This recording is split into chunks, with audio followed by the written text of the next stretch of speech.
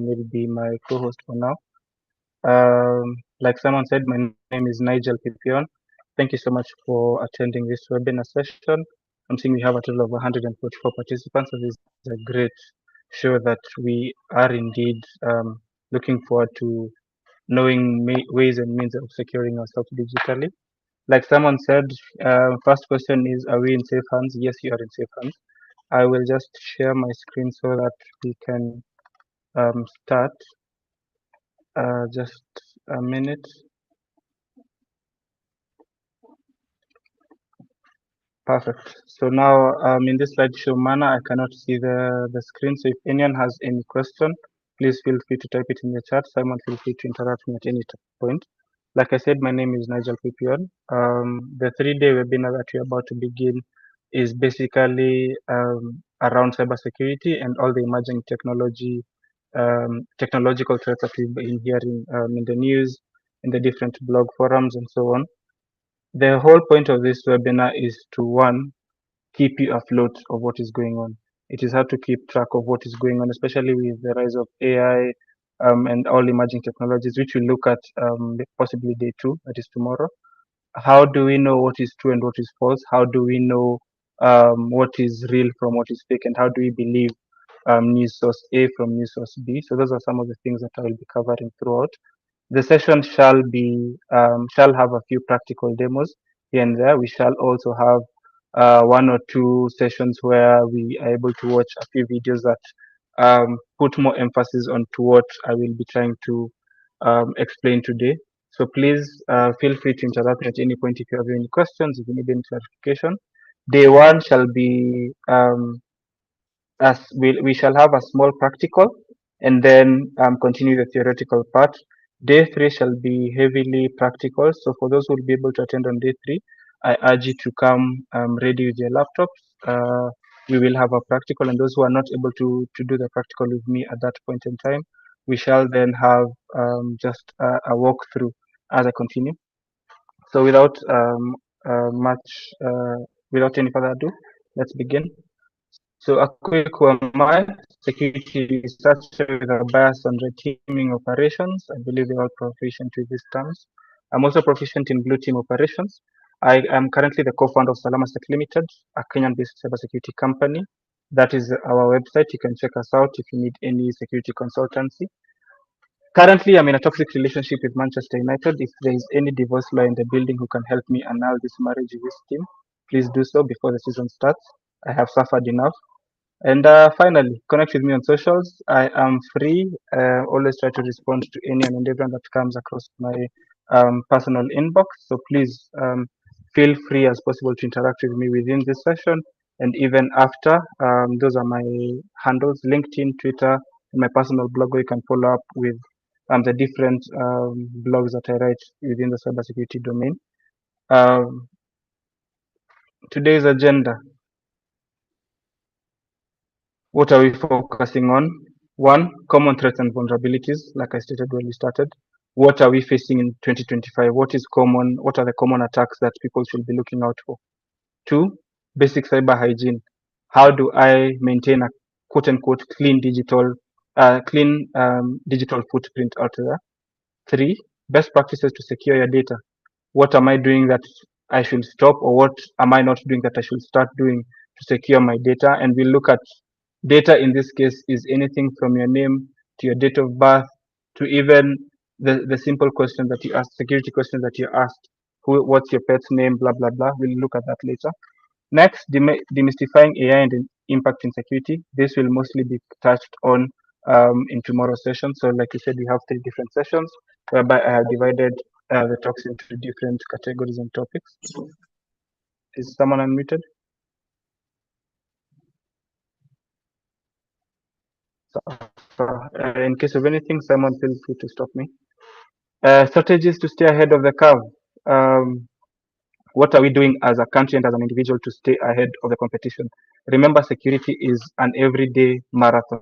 It is not a sprint. It is a personal marathon that you should run at your own pace. So, 1, are you doing what is necessary to secure yourself as an individual? And if not, we'll look at how to stay ahead of the curve. Like I said, today's session will not be as heavy as tomorrow's and Thursdays. So you'll bear with me if I am trying to just rush through because I have a couple of practicals that I'd want us to go through. And finally, walk through on social engineering. We will touch on social engineering today, but on Thursday, I will be able to give a practical walkthrough on how social engineering attacks actually take place. That's why I said come ready to get your feet wet on Thursday. Let us start. So, one, common threats and vulnerabilities. Now, when you look at this topic, there are two terminologies, a threat and a vulnerability. So, before I even go further, anyone who can just maybe unmute or type it in the chat, someone will read out for me. What is a threat and what is a vulnerability? I will make this session as interactive as possible, so do not shy away from unmuting and just answering. What do you think a threat is and what do you think a vulnerability is? I will minimize this and stop sharing to just interact with everyone on the call.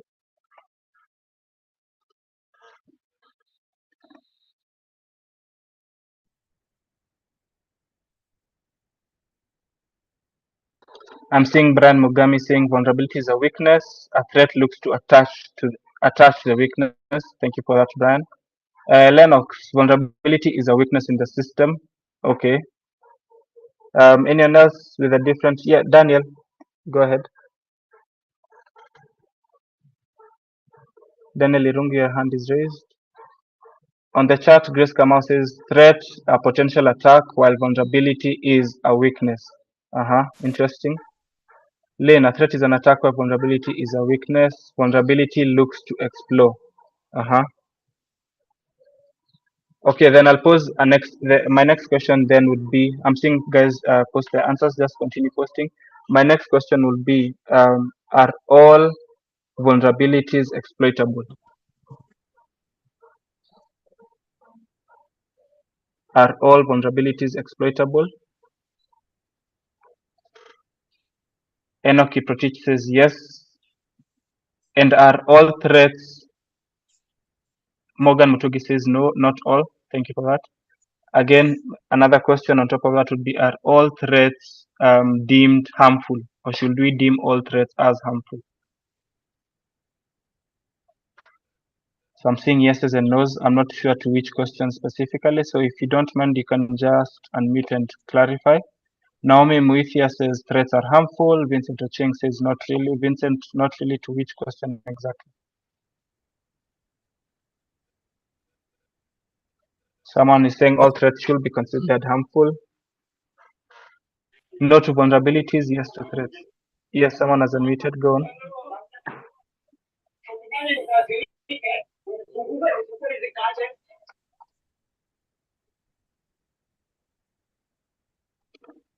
Okay, so I'm saying guys are not comfortable unmuting at the moment. It's fine, I shall continue. So I asked, are all threats considered as critical threats, or should we consider them as critical threats?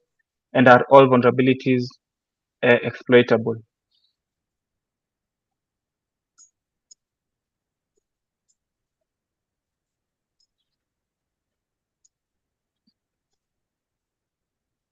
So someone has said all vulnerabilities and threats can be exploited at different levels. So now let me just give you a very generic definition of a threat and a vulnerability. So a threat is a potential event that could cause harm to an asset, while a vulnerability is a weakness that can be exploited by a threat. Now I need you to understand this. This is a very generic uh, definition before we get into the cybersecurity terms. So threat is a potential, I'm typing it in the chat for everyone, potential event that could cause harm to an asset, whereas a vulnerability, I'll spell vulnerability, weakness that can be exploited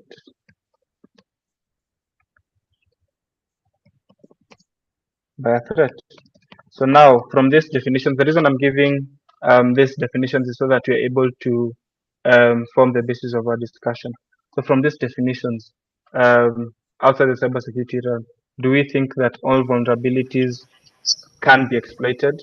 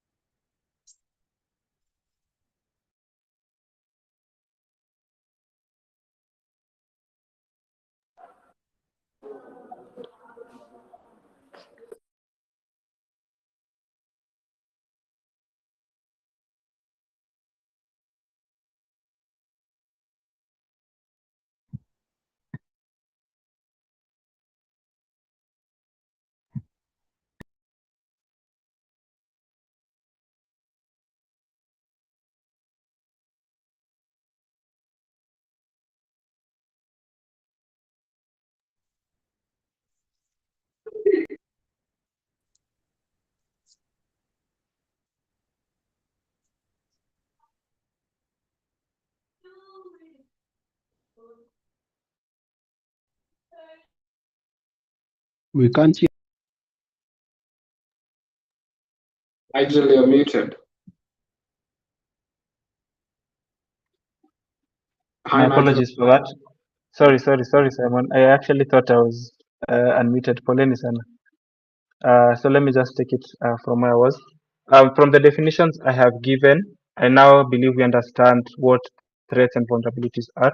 And if anyone has a question on that definition that I have given, you can always feel free to unmute yourself. Now, from the definitions you've seen, vulnerabilities in our case, in a cybersecurity perspective, we are looking at one, potential weaknesses in the system that can be exploited.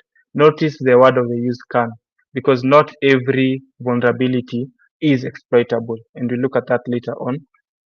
Again, threats. These are potential. Notice the word of the use potential areas that attackers can use to gain access to a system or compromise a system and perform their malicious attacks.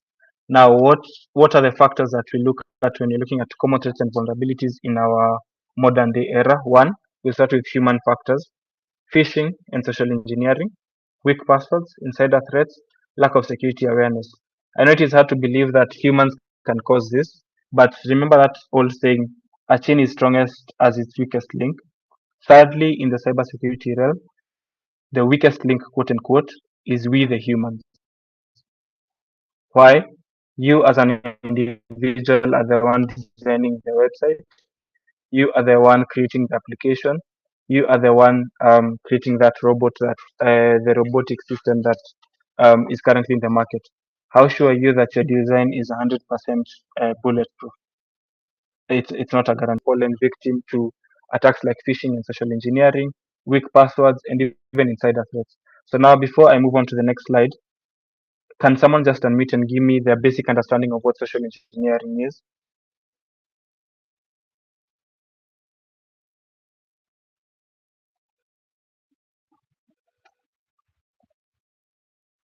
Anyone in the chat, just feel free to unmute yourself.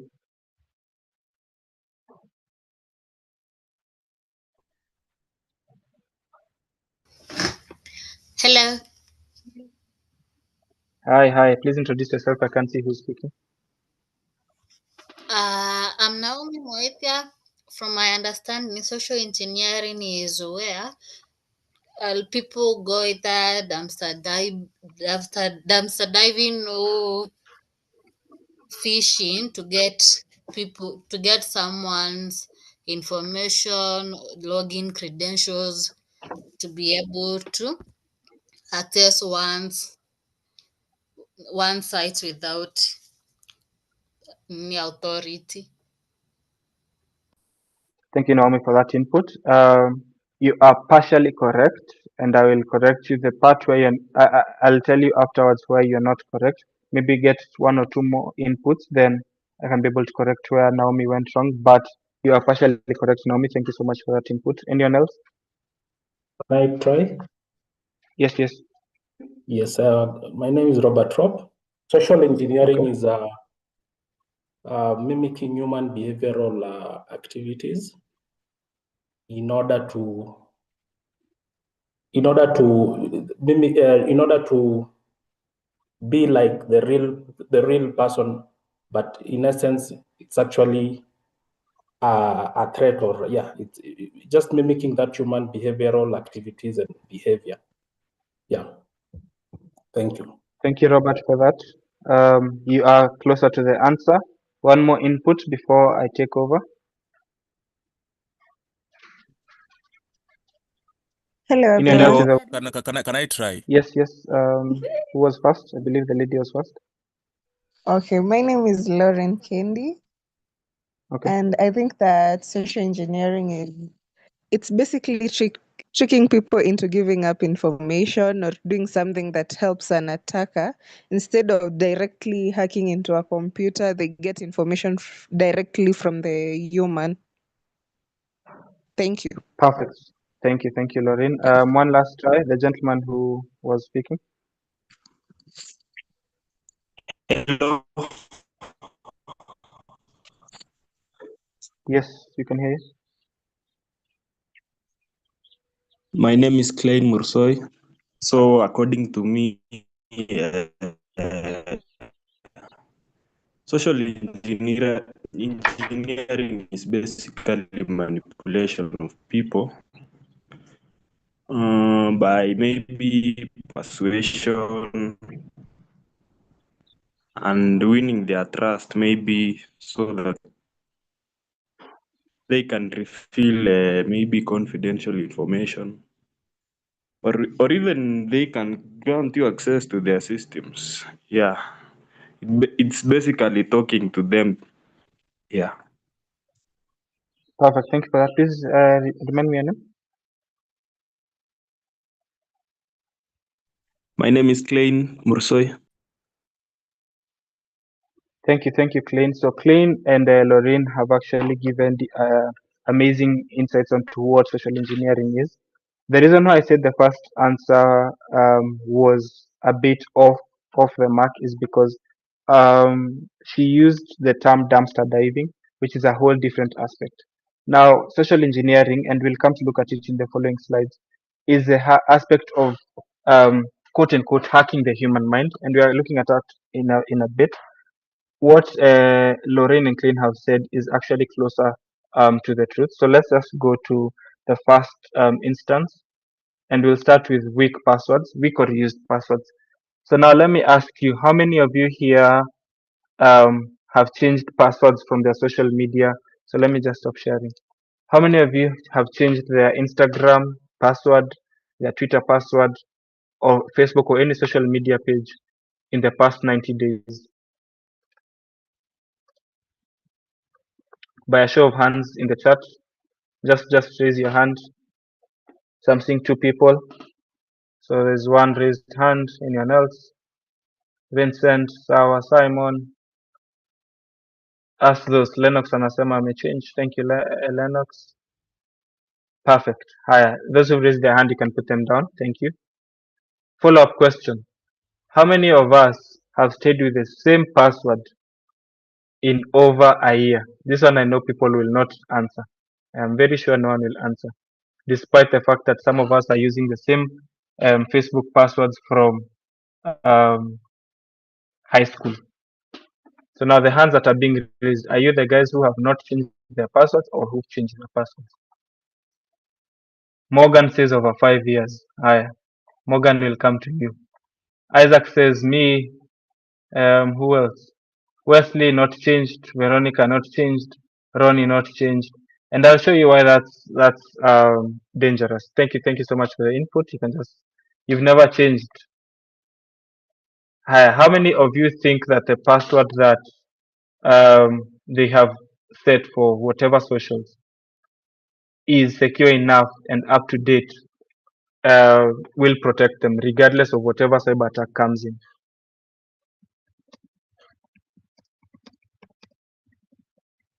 Just a thumbs up in the chat.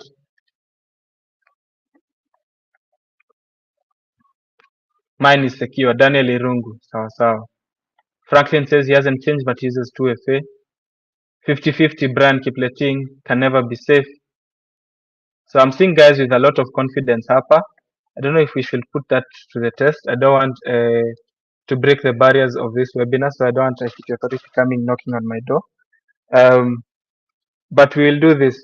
Before I even go back to the slides, can everyone visit? So now, just a minute so that everyone can see what I'm typing. Just refrain from typing in the chat for just a bit. The link that I have posted there, can you just visit it? Type in your password. Then we see how strong your password is. Teddy Karanja says he lets Google choose his password because it's strong. Robert says password is 8 characters with 8 characters, letters, and numbers. So visit the link that is there. Let's see. Grace Kamau says she's unable to see the link. I am reposting it here. Okay, just 1 minute. Can everyone? Sorry, just a minute. So, okay, there is the password. There is the link. Sorry, I have reposted it.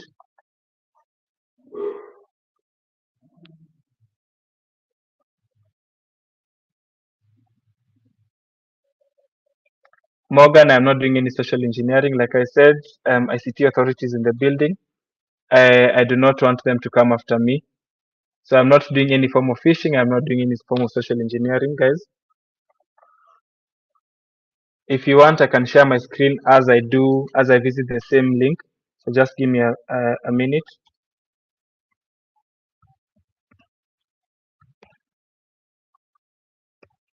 But you can just visit that link. I promise you have my word.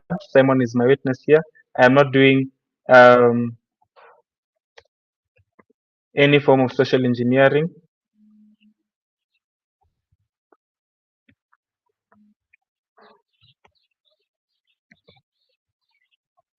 So I'll input one of my passwords as everyone is seeing. I don't know if anyone has visited the link. That's 3 weeks to crack your passwords. That tells you. It will take a computer 400 years to crack your password. Very good drop. So now, let me just visit this, share my screen so that everyone can feel comfortable. I am sharing my screen and I believe everyone can see it. So I am going to post a random password. So can you see? It will take a computer about 3 quadrillion years to crack your password. I believe you can all see my screen. Yeah. I am seeing hands raised. I'll give Kingsley. Yes.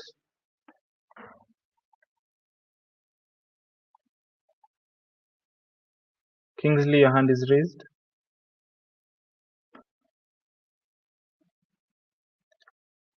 Okay. So now from the screenshot that I've just ended, you can see how strong my password is, right? And now we go back to our topic of discussion, password security.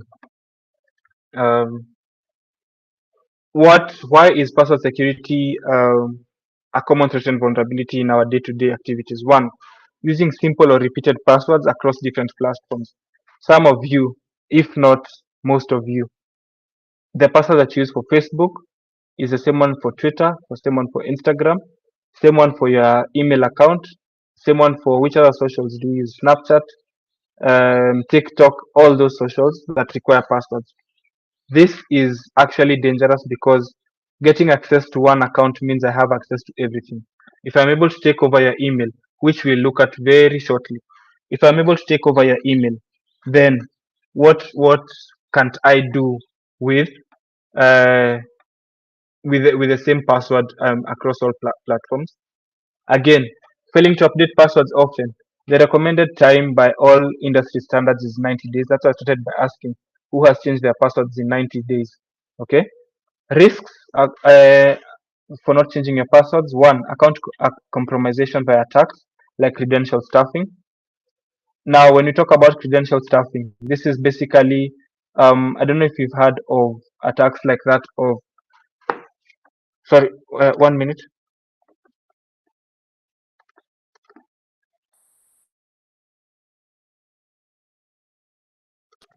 Apologies for that. When we talk about credential stuffing, dictionary attacks whereby people just use spread different passwords across a site and try get access. That is username and passwords. Again, when we are performing these attacks as an attacker myself, what I normally do is use common word lists that we look at that we have out there online. One that you can use. Just go into Google, Daniel Mesa. Just a minute. I want to share the exact link. Huh. Isaac, I see your password say will take microseconds to crack. That is your sign to change it. The link that I have shared, the GitHub link, Daniel Misla. I hope I'm pronouncing his name correct. Checklist. That is one of the most common lists that attackers use to create a word list. Now, with this word list, what am I doing? I'm creating a text form, or rather a text base that will help me um, perform credential stuffing attacks against websites. And why do you think we use this checklist? One, like some of you have said, you haven't changed your passwords in over 10 years. So my first best guess is to use the most common passwords that we have there. I'll use the name that I'm seeing on the screen. I'm seeing Daniel Irungu. I'm seeing Lorraine Kendi. So if I'm Daniel, my most common password would be Daniel Irungu at 1980, for instance. If I'm using it for maybe an email account, it will be Daniel Irungu 123 2025, for instance. So most people use their date of birth, their name, first name, last name, and so on and so forth. So if you visit that GitHub link, you'll be able to read about what checklists are for those of us who are new to the security industry, and how these lists are used to generate a proper attack base or attack vector when I'm trying to uh, breach a site that I have no access to. Now, real world example: 2019 Microsoft breach and the Dropbox breach in 2018. Allow me to just so I want to share these links with you. Just a minute. So that is the first link that you can read on your own during your free time. And then the second one is a Dropbox link. So these are two different examples of how weak passwords give attackers easy time, easy access to access very critical information. And you'd think these attacks only happen on common companies or small and medium enterprises. You can see from the first link, Microsoft was breached back in 2019, Dropbox back in 2018, and these are examples that took place long ago. But we have more recent examples. I just give these ones as they are more common. Best practices: use unique passwords for every account. Emphasis on every. Your Instagram password, your Gmail password, your TikTok password should not be the same. Two, adapt a password manager. I have put an asterisk to that. Why? Um, Let me share another link here. Just a minute. We have cases where password managers actually end up being um, the common, or rather the point of entry for attackers. I want to share this link. Just a minute. I will go back to sharing my screen. So look at that link. It's a Forbes article that shows how LastPass, a common, yeah, Alois, I'll give you a chance. I see your hand is raised. LastPass is a common password manager and how it was actually attacked, leading to password compromise of so many user accounts. Alois, I see your hand was raised. Do you want to speak up?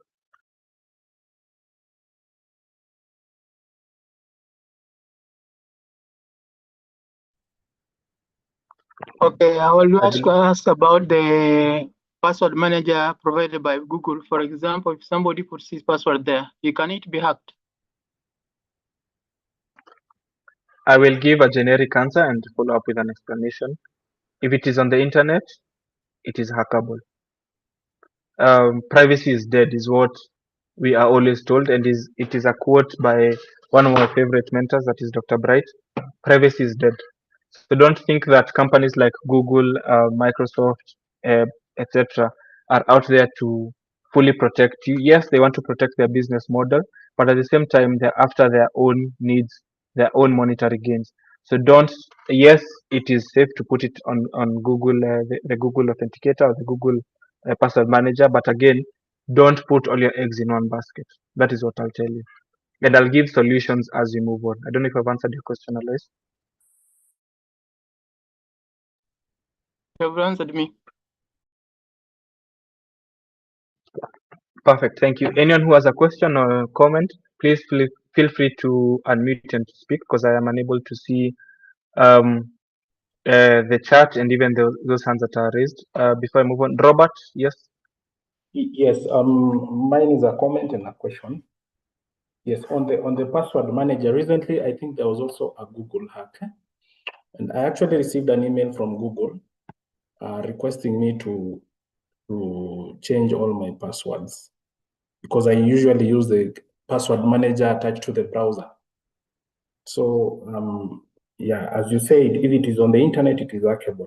I, however, did not change because I also wanted to investigate whether it is phishing or social engineering also. So it could be either. The question was, I've seen where you've said enable MFA. What is the meaning of MFA? Thank you.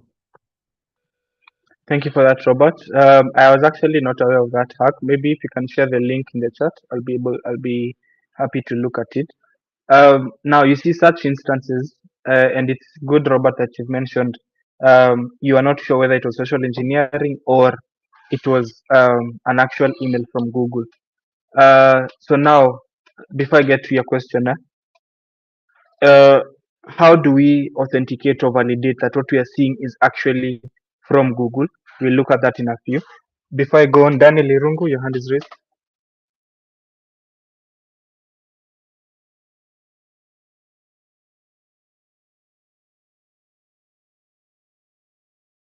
Daniel Irungu, if you can hear me, please unmute yourself and go on. Yes, thank you so much. I'm asking, if you don't use your account for long, like you don't log in for a while, does that affect the password? Daniel, please rephrase your question. So how does it, you're asking if inactivity in any account affects your password? Yes. To answer you, I'll give two sides, yes and no. Yes, because if you're using a basic, what's it called? A basic password. So your name is Daniel Irungu. If you're using Daniel underscore Irungu 123, then definitely inactivity will mean you will not be aware when an attack happens on the account that you're using. Okay. Again, it won't affect, because if it is an account, maybe your Gmail account, you have been inactive. We do trust that Gmail actually has strong security to protect us from this. But you see, inactivity also means you're unable to see any form of attacks should they happen.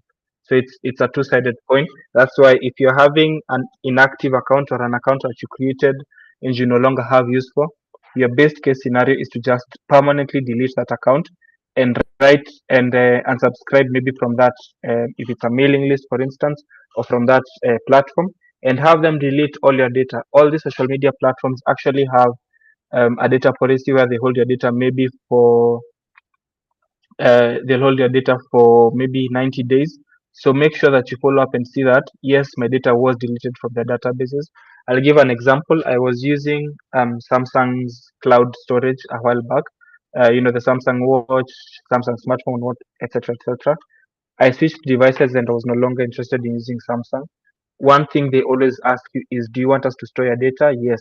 If yes, you agree to the terms and conditions. If no, they tell you we'll hold on to your data for the following 90 days. And after 90 days, they send you a reminder. We are deleting your data from our servers and our databases. So those are two things you should look out for. I don't know if that answers you, Daniel. Yes, thank you so much. Thank you. Two more questions. Lamek, David, then followed by Sandra. Hello. Yes, Lamek, we can hear you. Mi nauliza hivi like kama msee umetumia strong password uko more like 8 figures and whatever 8 characters and above iko perfect tuseme, ukitumia maybe public wifi does it affect it? Mtu anaweza hack? Thank you for that. Before Sandra proceeds, let me just answer that question. You've brought out a very important point, Lamek. One thing we normally use is Wi-Fi, and we are normally privy to the fact that public Wi-Fi is there purely for entertainment, not for your security. Now, I'll give you an example.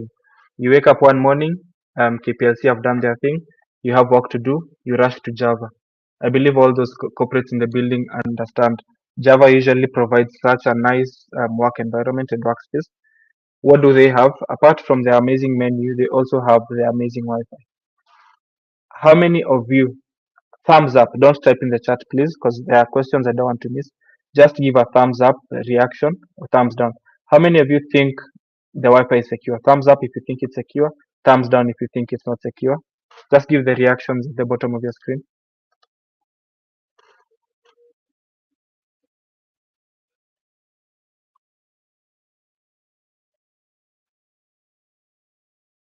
Sawa, 2 thumbs down. Sawa sawa. Okay, thank you for all. Sawa sawa. Someone has given a thumbs up. Sawa, let me close voting at that for now. Now, for those of you who say it is secure, I think I have.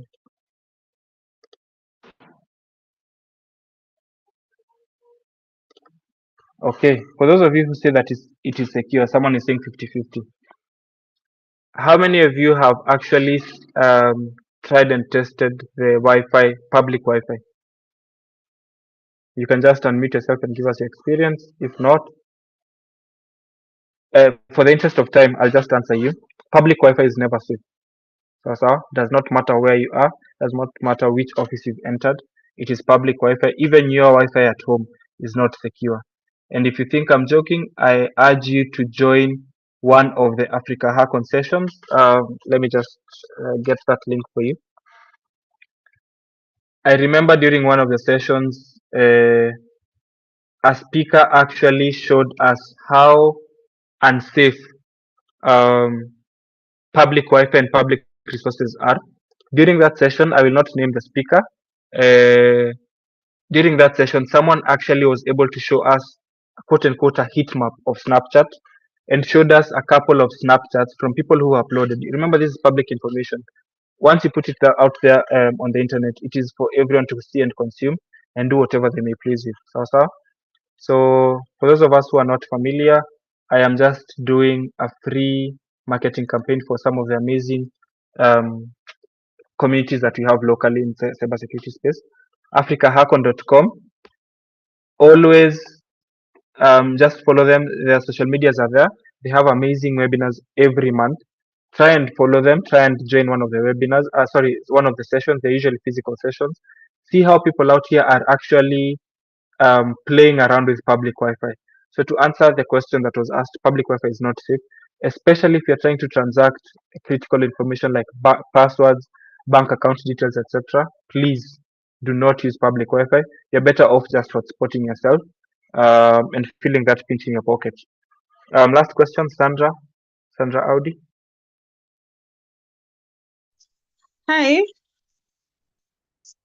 In a scenario where I log in a laptop or maybe a computer or a certain device, I log in my Gmail account and then I no longer use that device again, but then I can't get access to it. Or maybe if I can get access to it to try out, to log out through another device, to remove it completely, it doesn't really work. How can somebody go about it? Sandra, I'm not sure I got your question quite well. Please My reframe it. question is, for example, I am using Samsung S24. My Gmail account is there, and then I transition to maybe iPhone 15 Pro Max, and I also have my Gmail account there. So I no longer use Samsung now, and I want to log the account out. I have tried to log it out through iPhone, and it doesn't really work. If I still go back to that Samsung, the account still works. I don't know if you're understanding my question. So if I'm getting you correct, you are asking how you can log out from your social media account on a device that you no longer have access to. Gmail account. Gmail account. Yes. Your If best I bet can log in it this. out completely from another device, completely without accessing that device. No, because now the device that you're on means that you're logged into this device. So your best bet is if you had used maybe the iPhone to as your what's it called, as your secondary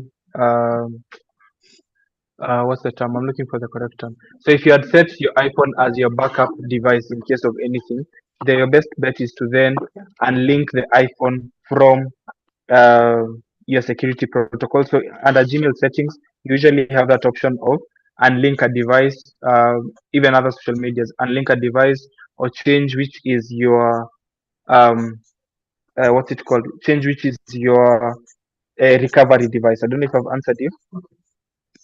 I tried that one, and then I just came to realize to check on the other phone that I wanted to change from.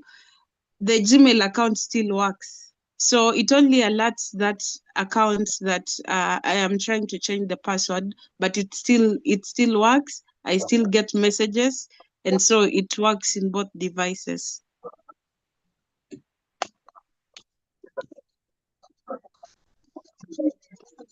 That's an interesting one, Sandra. I think maybe you can have a conversation on the side after this, so maybe I can try to assist you on that for the interest of time.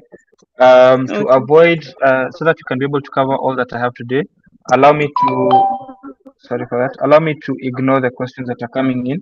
Maybe Simon, you can help me take note of some of the questions. I'll address them as we move on.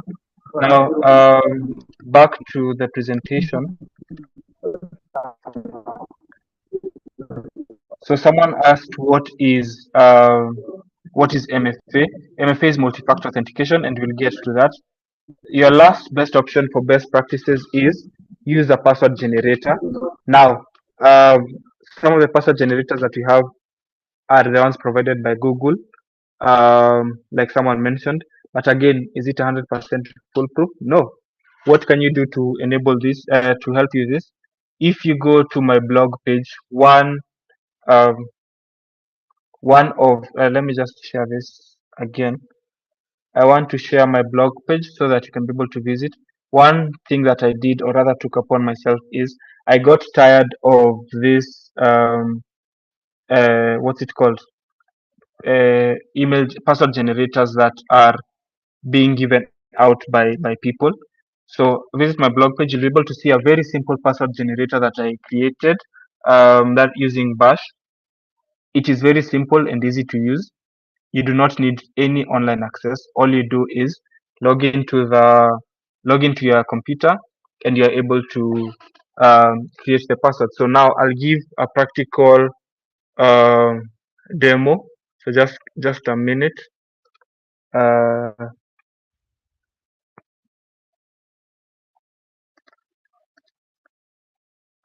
I am trying to see.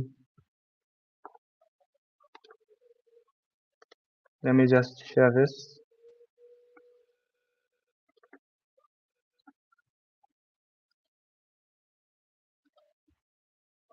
Just a minute. I'm trying to navigate. Perfect. Here we go. I believe you're all seeing my screen. So what you're looking at the moment is my terminal. So now the password generator that I created, you can actually access it. You can go to my Medium page, scroll down. I think one of my past blogs, you will see this. So all I have to do is every time that I want to access a password, or rather I want to access account, all I have to do is this. Now I believe, I don't know if it's visible enough. This is a simple password generator. Please enter the length of the password. Remember, every time you input a password, you're told 8 to 16 characters, right? So I created a very lengthy password generator, 18. So what you're looking at, these are 1, 2, 3, 4, 5 different passwords that I can use in whatever login form that is prompting me for a password. So to make this easier, let's take the first password. So we copy this, stop sharing that. We go back to how secure is my password. Let's see the password that I've copied. How secure is it? It will take a computer 17 quadrillion years to crack your password. So are you seeing what I'm saying? Why a password generator comes in handy and how it helps me. So every time for me, and you'll come look at it, every time I'm on a site that requires a password and I can't remember my password, I just click on forgot password, go to my password generator, generate a password haraka, input it, and I'm good to go. So I'm trying to rush because of time, because I don't want us to miss some of the parts that I would like us to cover. Just a minute. So. Common threats and vulnerabilities continued. Phishing and social engineering. Like I said, social engineering, hacking, quote unquote, the human mind to revealing sensitive private information. This traps into the trust aspect to manipulate it to the attacker's desire. Common forms, email phishing, spear phishing, and vishing. Now, we look at each of these in detail. We start with email phishing. What does it involve? Fake invoices, bank alerts, promotions, etc. Like I said, I want us to go into the practical. Here we go. Practical break. Now, I want you to visit this site. I'm posting it on the chat. Visit the site that I have posted on the chat, and I request everyone to stop posting on the chat at the moment so that everyone can see. Visit that site. Let's do the practical together. Where am I? Here we go. So visit that site. Remember, please, just take a screenshot of your last results, post it on social media, tag us, tag Capabuil Limited, tag us at ICT Authority, and tag myself across all social media platforms so that you can be able to raise awareness on cybersecurity and digital privacy to all those who are unable to join us for today. So we are taking this break. I will go on mute. I'll give everyone 5 minutes to do this practical. I also do it myself. I'm not quite sure if what you see is the same thing I see. So let me just do it so then we can be able to see if we are seeing the same thing. Just a minute. I'll share my screen so that everyone can see what I'm seeing and tell me if you are seeing the same thing. If the quiz is the same. So can you spot when you're being fished? Let's take the quiz. Name. My name is me. My email is me.me. Now, is everyone having the same first question? Yes or no? Just unmute yourself, please. Yes. So we all have the same question. I will mute myself. Let's see how good your skills are.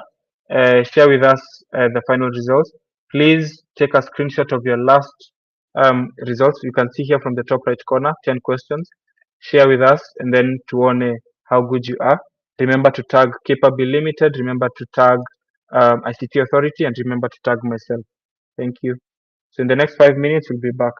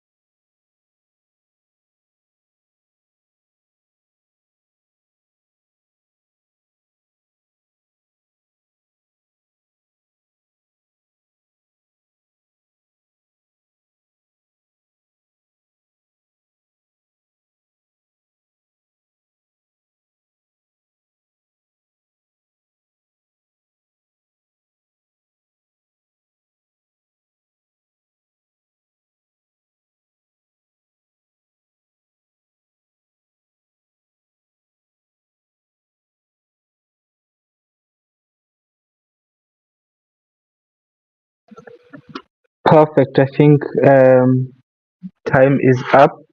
Anyone who's willing to show their screen on what they have.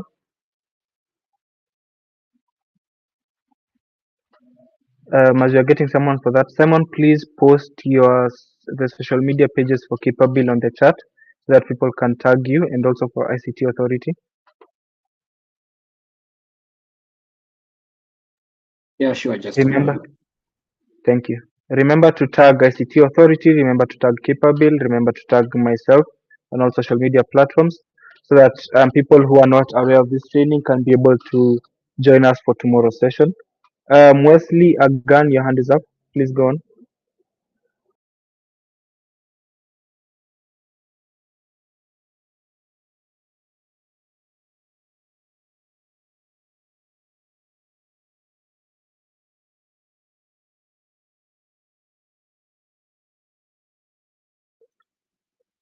Sawa sawa. Lamek, ukimaliza wapost wapi? Anywhere you feel comfortable, Twitter, LinkedIn, Facebook, but remember to tag Capabuil, remember to tag my city authority, and tag myself. I'm only available on Twitter and LinkedIn, so you can tag me there. I shared uh, my social medias, but I'll do so again tukiendelea.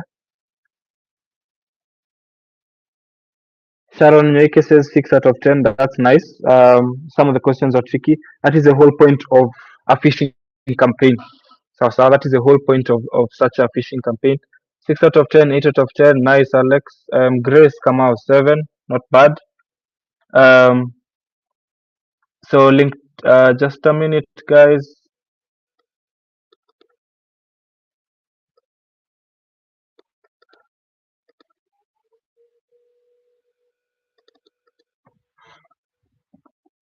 So if you are, so someone is posting the socials there. LinkedIn is Capabuil Limited. Just a moment for everyone who's posting their scores. Just give us a minute to post the socials. Please, please, please tag us so that we can be able to raise awareness on this.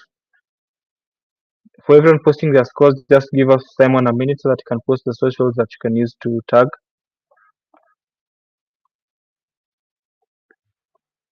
For those who are unable to do the training or got cut off at some point, the link is there. You can actually go back and do it. I will post it again. Let me just do so right now. Someone got 9 out of 10. Abednego Musaf, congrats. Please post that achievement.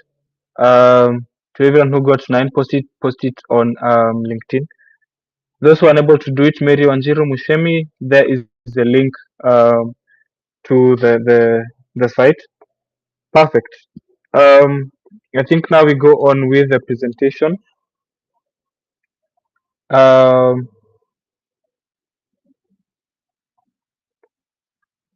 Just a minute, let me share my screen. You can share the LinkedIn account on the chat. Yes, they are being shared on the chat, and we will do so as you continue. So yeah, this was a practical break. We will share. Simon will share the socials on the chat so that you can be able to tag us on for those who've been able to do the assessment. So as we move on, phishing and social engineering continued. Still on this topic, spear phishing. Remember, I said we have different forms of phishing. This is a more quote unquote professional form of phishing. Targeted campaign with the attacker focusing on a certain individual or organization they wish to compromise. Campaign is after more valuable information than credit card info. Attack is more personalized, thus increasing rates of success. So let's break this down. With spear phishing, think of for those of you who've gone fishing, you can do with spear phishing. What you're doing is taking a spear, targeting one fish in specific. It's the same thing we're doing here, trying to relate the real world to cybersecurity. With spear phishing, I'm looking at company X. Let's say Simon has a company yake inaitwa Simon Limited, Simon Enterprise Limited. So now that I know Simon has a company and I want to target the company, but I don't know anyone else apart from Simon, I don't have to go through the long process. I just have to create my social engineering attack targeting Simon. Maybe I know that every Thursday, for instance, Simon likes to go to a cafe in town and drink coffee, and he has a membership there. So what do I do? Create a a phishing campaign whereby I send him an updated invoice or a member list updated member invoice that says Simon from date XYZ, your membership fee will increase from 500 to 1,000 bob. To subscribe to this new fee, please visit this link, blah blah blah, which we look at on day 3, how people actually craft these phishing and social engineering links if time allows us. And then someone clicks on that link and I directly get we are assuming again here Simon uses the same password like some of us across all his platforms. So his password is simon.engineering at 123. So once he puts his credentials from my end, the link that I've sent him is to a fixed site, points to a fixed site. I get his credentials and I'm able to get access to his accounts. Now, there's something I want us to look at here. Sorry for that. I want us to look at the proper evolution of phishing. Just a minute. For those who are posting on the chat, please just give me a minute. I want us to get a look at this. So the link I've posted gives you a brief history about phishing, and again,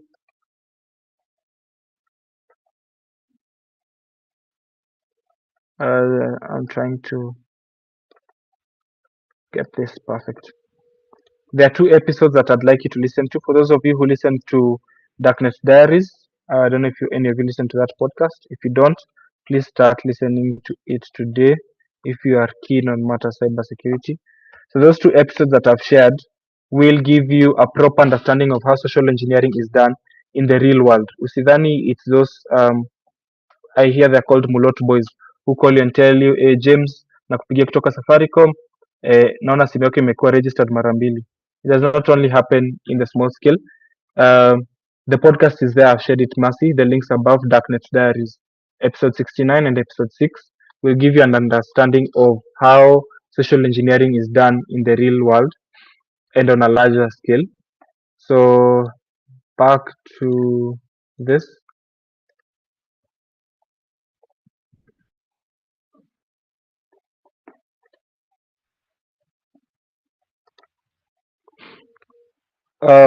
I will take questions very soon, so just give me a minute. The next form of phishing and social engineering is vishing. This uses voice as a medium of attack. A major example, 2020 Twitter data breach. Sorry for that. Attackers impersonated IT personnel, leading to the compromise of high-profile accounts like that of Elon Musk and Barack Obama. Now, your question might be, how can Twitter get hacked? And I want us to watch one. Before we watch that demo, let me post this link hapa. Sorry, I have to multitask. I've seen a steamer where I am, so I cannot use multiple screens. So the link that I have shared is one, explains the Twitter attacks that happened back in 2020. So, two, I want us to watch this quick demo. There are two, and I'm hoping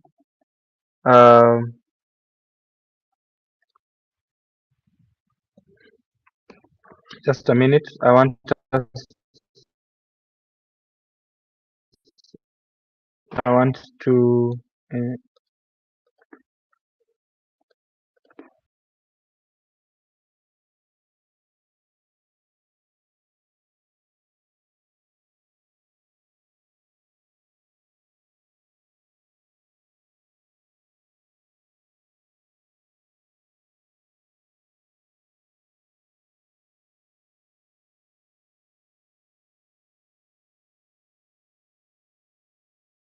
want to share my screen and show you a practical demo. I'll share the link to that mini here so that you can watch it on your own if you are unable to hear me well. So that is the YouTube link. Let me just share this screen.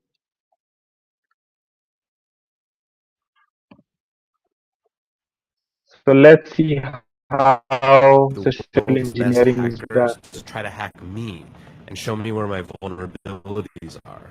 And now I'm going to meet them in Las Vegas for DEF CON, the biggest hacker anywhere.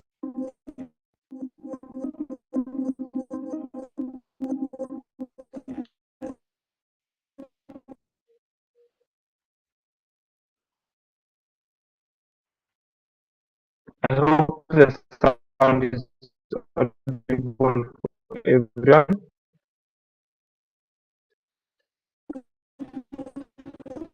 So I invited a few of the world's best hackers to try to hack me and show me where my vulnerabilities are. And now I'm going to meet them in Las Vegas for DEF CON, the biggest hacker convention of the year. And basically see if I can get them to give me your email address. I bet they're good. I bet they have my back. But yeah, go for it. I'm gonna spoof from your number, so it's gonna look like it's calling from you. Hi, I'm so sorry. Can you hear me okay? My baby, I'm sorry. my my husband's like, we're about to apply for a loan and we just had a baby and he's like, get this done by today. So I'm so sorry. I can't call you back. I'm trying to log into our account for uses information and I can't remember what email address we used to log the account. The baby's crying and can you help me? Awesome. In just 30 seconds, At gmail.com? Jessica gets access to my personal email address. Now, if I needed to add our older daughter on our account so she could call in and make changes, how would I need to go about doing that? You would have to send me a secure PIN through a text message? Yeah, well, the thing is, I don't think I'll be able to receive a text message if I'm on the phone. Oh, I'm not on there either? So I thought when we got married, he added me to the account. Jess uses my girlfriend's name and a fake social security number 5127. to set up her own personal access to my account. Wait, I'm sorry, so there's no password on my account right now? Can I set that up? She even gets the support person to change my password. Thank you so much for your help today. So she just basically blocked me out of my own account. I'll get her fed after this. All right, thank you. Holy shit. So they... I don't know if we've been able to follow along. I don't know if you've all been able to follow along. I don't know if the sound was good enough. If not, I have posted the link for you to follow. So thank you to everyone who's responding. So you've seen how easy vishing is. 2 minutes and this lady gets access to this person's entire social security number and all accounts linked to it. So now the second link I want to show you, now social engineering happens in two forms. I want us to look at the second one before we move on. This is actually quite more interesting. Just a minute. I am sharing the link here. That is the link to the second video. Let us watch it. Just give me a minute. It's also 2 minutes long, so just bear with me.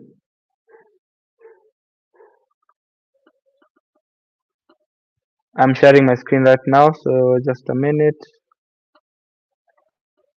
You know, we've been hearing a lot about cybersecurity lately, largely because of what happened to Sony. Companies and individuals are more concerned about the safety and privacy of their information than ever. President Obama has unveiled a number of new proposals this week to crack down on hackers, and he plans to address this in the State of the Union speech on Tuesday. And it's great that the government is working on this, but the truth of the matter is we need to do a better job of protecting ourselves. You know, the most popular password in the United States is password 123. And as long as that's the case, we're vulnerable. So today we sent a camera out on a Hollywood Boulevard to help people by asking them to tell us their password. And this is how that went. We're talking about cybersecurity today and how safe people's passwords are. What is one of your online passwords currently? It is my dog's name and the year I graduated from high school. Oh, what kind of dog do you have? I have a Chihuahua Papillon. And what's its name? Jameson. Jameson. And where'd you go to school? I went to school back in Greensburg, Pennsylvania. What school? Hempfield Area Senior High School. Oh, when did you graduate? In 2009. Oh, great. It's like my cat's name and then just like a random number. Okay. Have you had this cat for a while? Yeah, she's my childhood pet. Aw. And what's her name? Her name is Jolie. Jolie. Mm-hmm. So like a password of yours would be Jolie and then a number. Yeah. Like number 1? Like my birthday. Oh, when is your birthday? June 12th. Oh, nice. And what year were you born? 95. Oh, great. Mm-hmm. So Jolie, 6/12/95. Yes. Got it. So you mean to give my password right now? No, I cannot do that. But we all want to know what it is so we can tell you if it's strong or not. Oh my goodness. Let me think. Okay, one is Tel Aviv. Yeah. 468, and then Israel. It's only 3, but it's, you know, it's for me it's strong enough. Ireland 1 2 3 4. Gemma 1 2 3. Spelled Gemma. Well, most of them are Italian. Oh, beautiful. Yeah. So what? Like what's a good Italian password? my grandma's name. What's your grandma's name? Maria. Maria. So Maria is your password? Oh yeah, now you know my password. Oh yeah. Yeah. Well, the important thing is they learned a. So that's one of the clips that I like to reference when I'm talking about social engineering. And you see how easy it was for that. This was actually a journalist who, yeah, Lamek anasema utakufa vibaya. Yes. You see how easy it is for a journalist. This is not even a cybersecurity professional, a journalist to get passwords of people. So imagine how a seasoned cybersecurity expert can be able to manipulate the same and get those passwords. Agnes Dirango, your hand is raised. Please go on.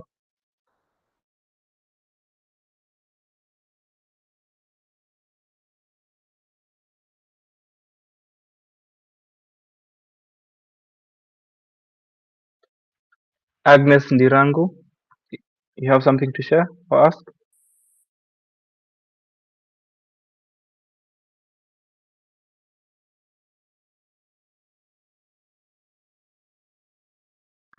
Okay, so allow me to shift my attention to the Q&A section. I'm seeing there are 4 questions. Has the meeting started? Of course, we are in it. If one uses a VPN, can the password still be hacked? That's a very good question. Whoever you are, anonymous attendee. Yes, you can. Because like I told you, this password is being stored somewhere.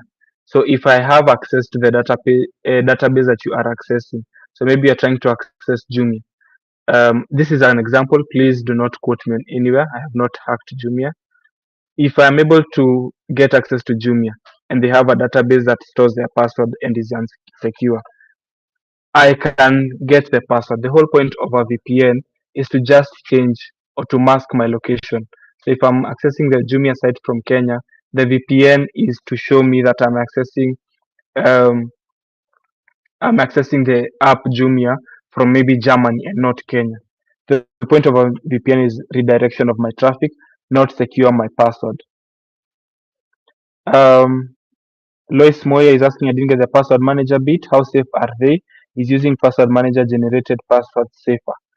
I said anything that is online is hackable. So LastPass is an example of, let me just type it in the chat. LastPass is an example of a password manager that was actually hacked and led to millions and millions of passwords being compromised for users around the world. How vulnerable are we from the apps you download on our devices? Depends on what you're devising, Marlon. You are downloading, sorry.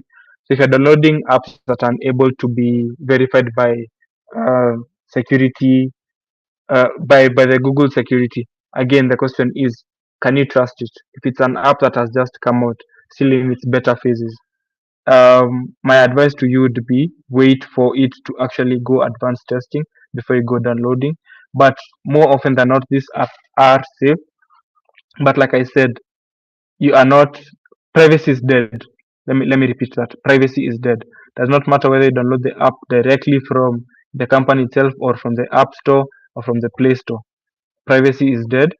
If attackers have deemed that, for instance, those of us who are on social dating profiles, a while back we had a profile that was created during the campaigns back in America, and this was only for Trump supporters. So what attackers did, and you can listen to this episode on Darknet Diaries. I'll share the link. I'll try to look for it and share it. So what these attackers did is got access to this social dating profile. People who are on there were basically exchanging contacts. So I've matched with person A and I say, hey, can we meet at this location? Blah blah blah. Unasema sawa. So once I have shared my location and an attacker has access to all this information, don't you think they can use this information to their advantage? So yes, the apps are safe, but at the same time, always try and regularly update. And we'll come to look at this towards the end. Try and regularly update the applications that you're using. John Guchu, I hope I'm pronouncing that correct. Did you create that password generator yourself or is it open source? Yes, I did. It's a simple bash script, something that you can actually do yourself. So if you're interested, just go to my blog page. You will see the entire code there. You can copy it, save it on your laptop, and do it for your end. Please note that this is a bash script, so if you're saving it, know how to. If you are familiar with how bash scripting works, you'll have to read on that so that you can know how to actually invoke the script to work. Last question, out of topic question, is Salama Sec open to attachments for Jan 2026 intake? Thank you for that question, whoever you are. Nione nyuma ya tent, tunaweza ongea. Thank you. Can I share my page? That is John Guchu. Just a minute. I will share my socials again. Apologies for the background noise that you're hearing. Niko nyumbani and my dogs are going all over. I am sharing my socials and my link page again. I think it is John who asked. There it is.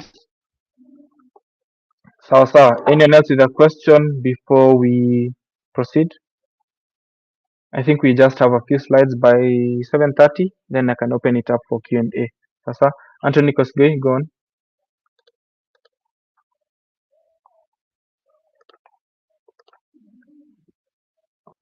Okay, Anthony. thank you. Can you hear me? Yes, I can.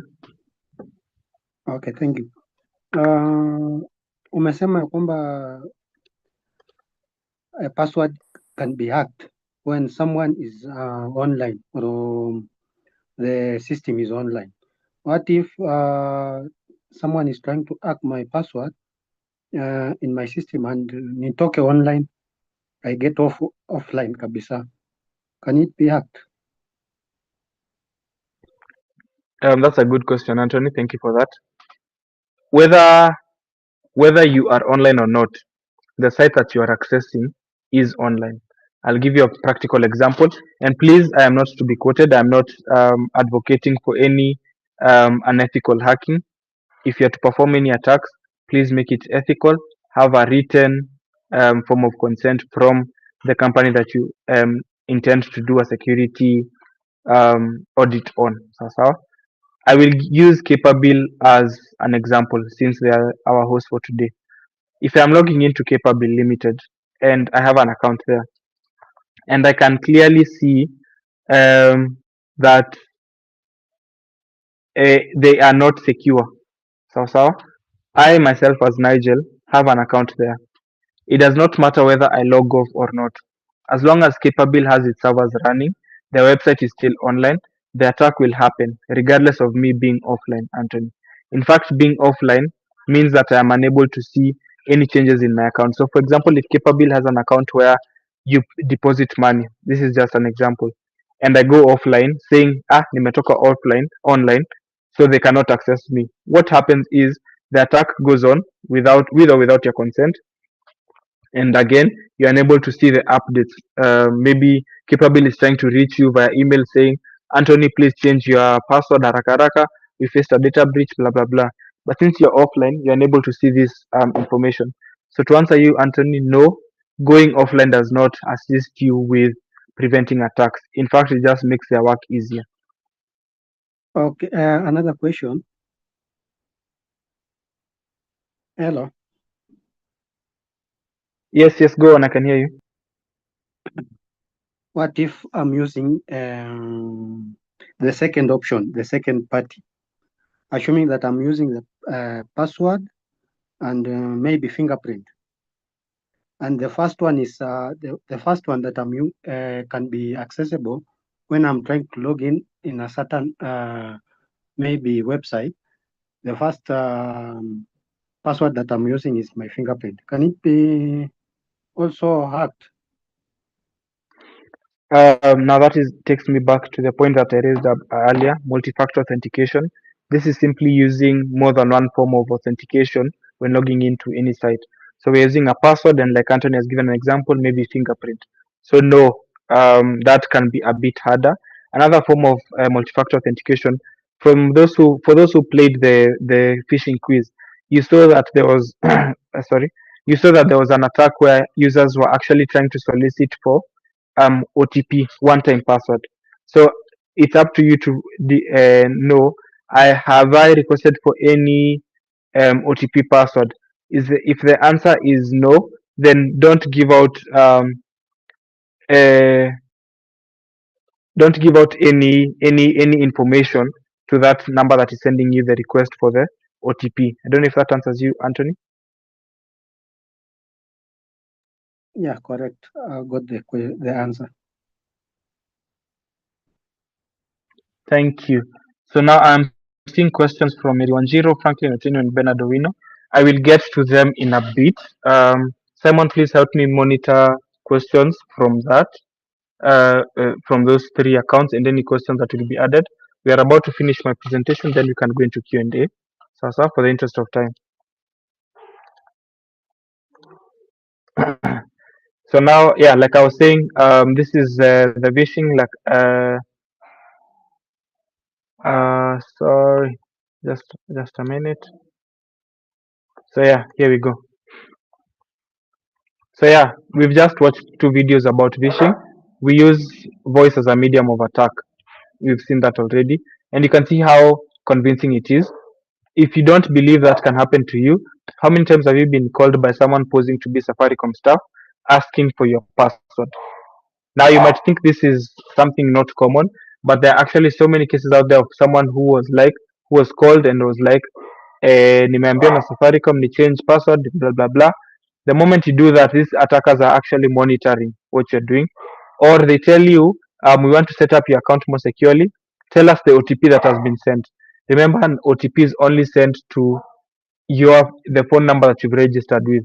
So if you share with them this OTP, they now have access to your account. This is a long and lengthy topic of how they actually do this, which we'll get to some other day if time allows. Maybe ICT Authority give time for another seminar alongside Capabuil. So, phishing and social engineering best practices: 1. Frequent employee awareness sessions to help them spot red flags, mismatched domains and spelling errors. From the practical that we've done, I'm sure a couple of you have been able to see the spelling errors from maybe Coca-Cola or the Dropbox email, so on and so forth. Mismatched domains. The email cannot come from Coca-Cola, and the heading is from Coca-Cola, and then the email domain reads simon@capabuil.com. That's a mismatched domain. So, 2. Implement simulated phishing drills for all staff. Remember the training that we've just done? That is one phishing drill that we can conduct. Another phishing drill is using tools like GoFish and the SCT toolkit that is available on Kali Linux. Hopefully on day 3 we'll be able to look at it. So, again, verify before you click. IT personnel will never ask for your account password. Now, remember when you're doing the practical, there was a bit where it asked you for your one-time password. So, why would someone tell you to share the OTP yet it is for your account? You see, that does not make sense. So, again, before you click any links provided in an email, just hover over that email, the link that you've been provided. Just take your cursor up or you hover over it. See, is this something that I was expecting? So, we move on. Just a minute. We are finishing up. So, basic cyber hygiene practices for passwords. Use strong and unique passwords. Your name, date of birth, high school admission number do not count. As you've seen in the videos, some people are using their pet's name, when they graduated from high school, their date of birth, blah blah blah. That does not count because these are generic. Remember when I shared and I said that attackers actually use this information um, from security lists, like the one that I shared earlier on, the Daniel Meissler sec list. So do not use common terminologies like your name, DOB, admission number. So I'm pretty sure most of you, your M-Pesa password is your high school admission number. True or false? Just write it in the chat. If I have access to your admission number, I have access to your M-Pesa. So please refrain from that. So again, avoid using the same passwords. We saw someone from the videos that I shared, especially the second video, someone using the same password and said it's the same password across all platforms and was actually engineered into giving the password and actually spelt it out. So, number 3, sticky notes are not your friend when storing passwords. You cannot have a password, you write it down on a sticky note and then store it in your drawer. At every time you want to look, just open your drawer and access. No. What happens if you're not around and I decide to snoop around your drawer and see this sticky note with this password? And this brings me back to the point that was raised earlier on. When I asked the definition of social engineering, someone said dumpster diving. Dumpster diving, let me just give context, is the act of an attacker or an individual actually going to the dumpster ama kwa mahali pa takataka. Let me use basic Swahili. Going to the dumpster and sifting through the documents that have been thrown there. Most companies often do not use a shredder. So we have company documents, we are no longer in need of them, we no longer use them. What do? I just throw them to the dumpster. This is actually very dangerous. And if there are any um, uh, top level CEOs or any managers or anyone working in any company, please advise your people, always use a paper shredder to dispose of or to discard that document that you think is no longer relevant to you. Sasa. Number 4, if remembering passwords is a tiresome ordeal for you, just click on forgot password. Remember, we said we should be changing our passwords every 90 days. You access a site maybe once a month. You can't remember its password. What do? Click on forgot password. Use the password generator that I have shared with you. You can check it out on my Medium page. Use that password generator, generate a new and stronger password. This way, you're always one step ahead of the attacker. Sasa. Lastly, that browser autofill is not your friend. Now I know you might be wondering, autofill iko kwa laptop yangu, so what is happening? Ina nini aje? Inani affect aje? Let me just copy this link and share with you. This is a Twitter link. Um, I'm seeing guys saying false that they do not use the admission number for M-Pesa. Tutatest do one time. The Twitter link that I have shared with you at the moment is actually showing us why browser autofill is not our friend. So you can visit it for those who are able. Just a minute. Let me share my screen. No, actually, just visit it on your own free time and see what I'm talking about. So about the browser autofill not being your friend. Lastly, as we come to an end, just a minute.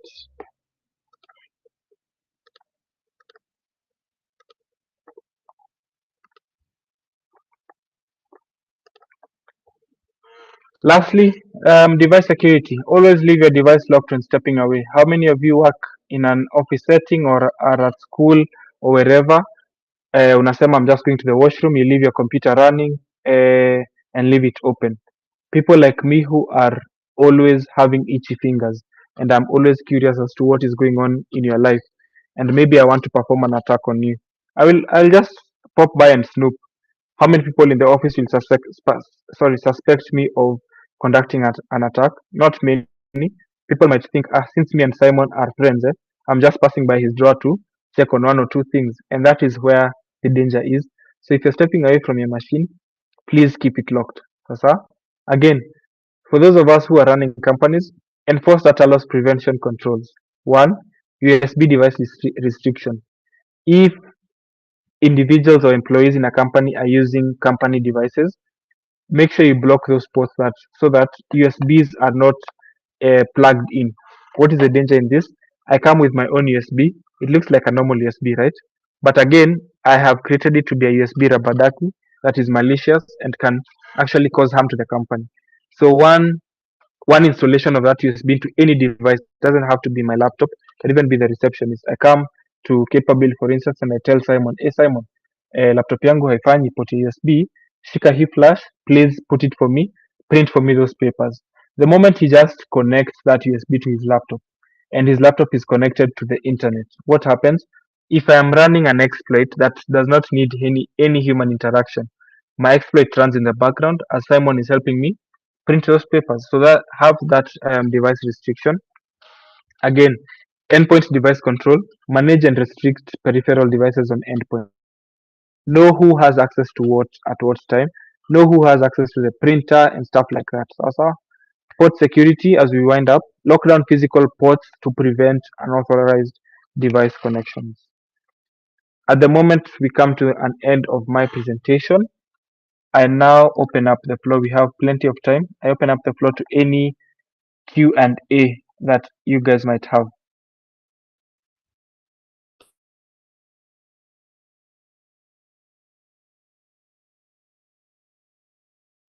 Jerry Oyo, I see you have a question. Go on.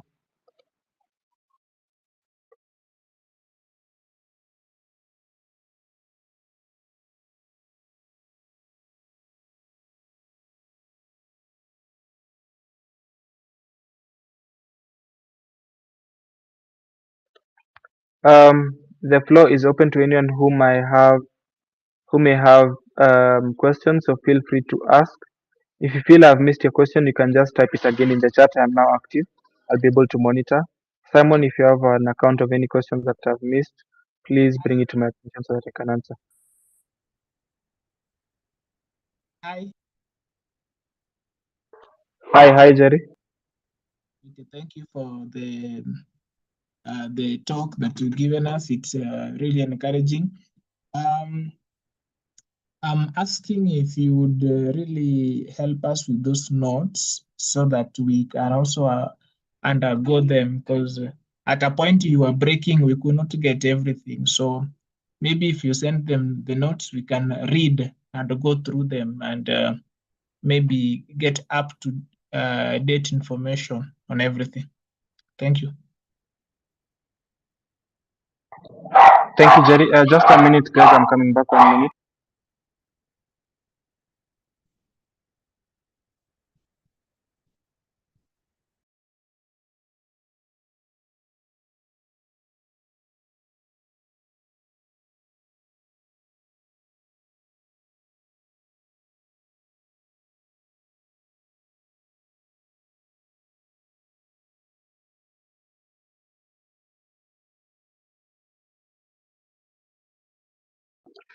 Sorry for that.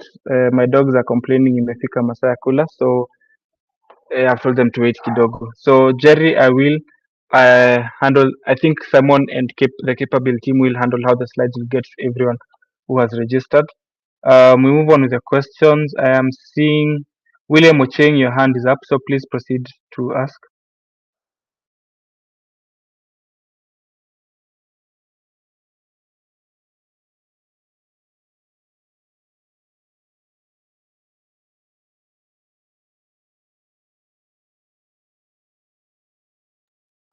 William Ocheng.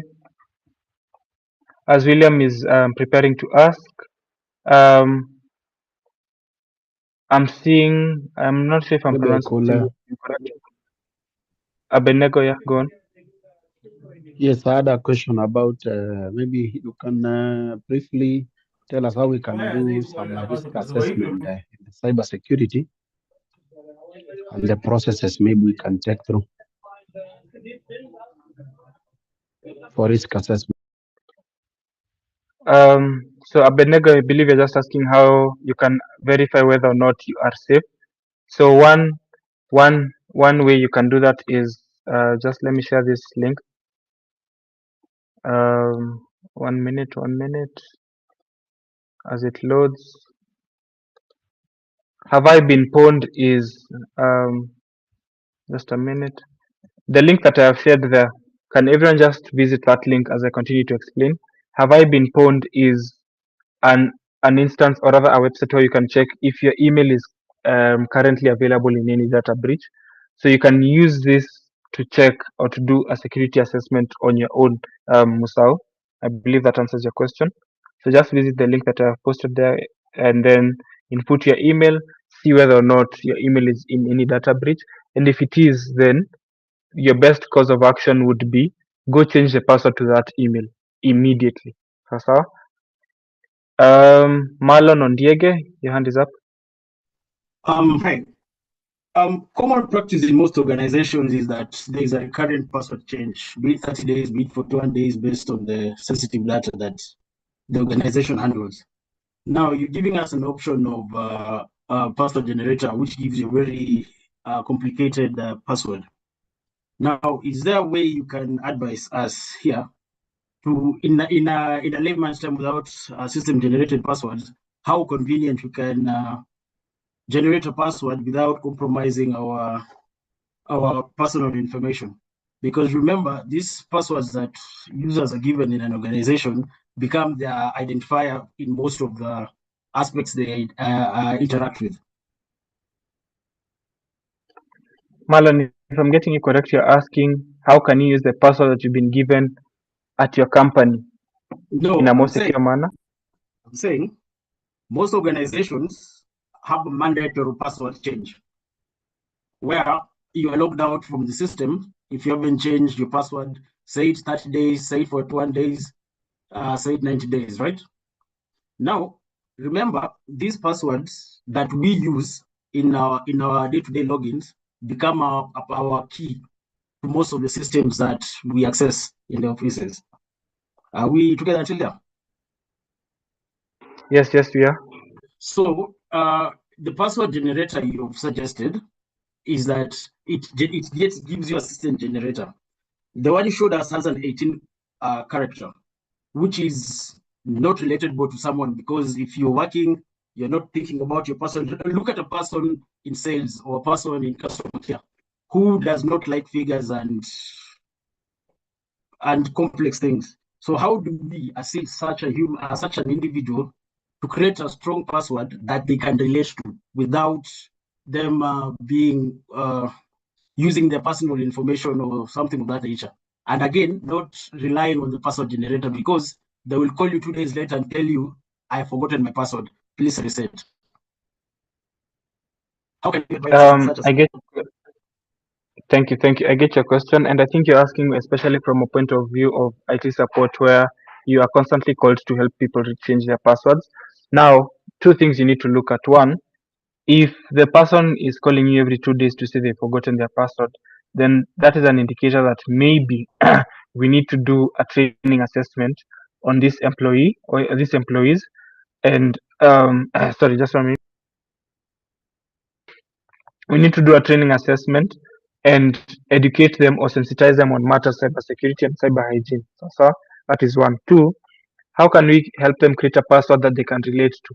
You see, the point of passwords is not necessarily relation but security. So if I use a password that I can easily relate to, we have seen the videos where people are just getting easily giving out their information without them being 100% conscious of what is going on. So the whole point of having a secure password is not relation, but rather security. So that takes me back to the point that I said. If you feel like you keep forgetting your password, just click on that forgot password. That is the easiest and simplest way to ensure that your password is one, up to date, two, secure. Your hand is up again, Mal. Yes, Nigel. You've answered me on a basic scale, but on a workable scenario, you haven't. You remember that once you're given your login credentials in most organizations, that becomes your personal identifier and your key to access most systems or services that fall within the aspect. Now, look at a working environment where you're working in Nairobi, you have been sent to Kisumu. The devices in Kisumu need your login. That means the wireless hotspot, the devices there, the printer there. Your password and your username and password becomes your key to access all systems within the limits of your intranet. Now, this password is supposed to be carried every day by this user to access all systems.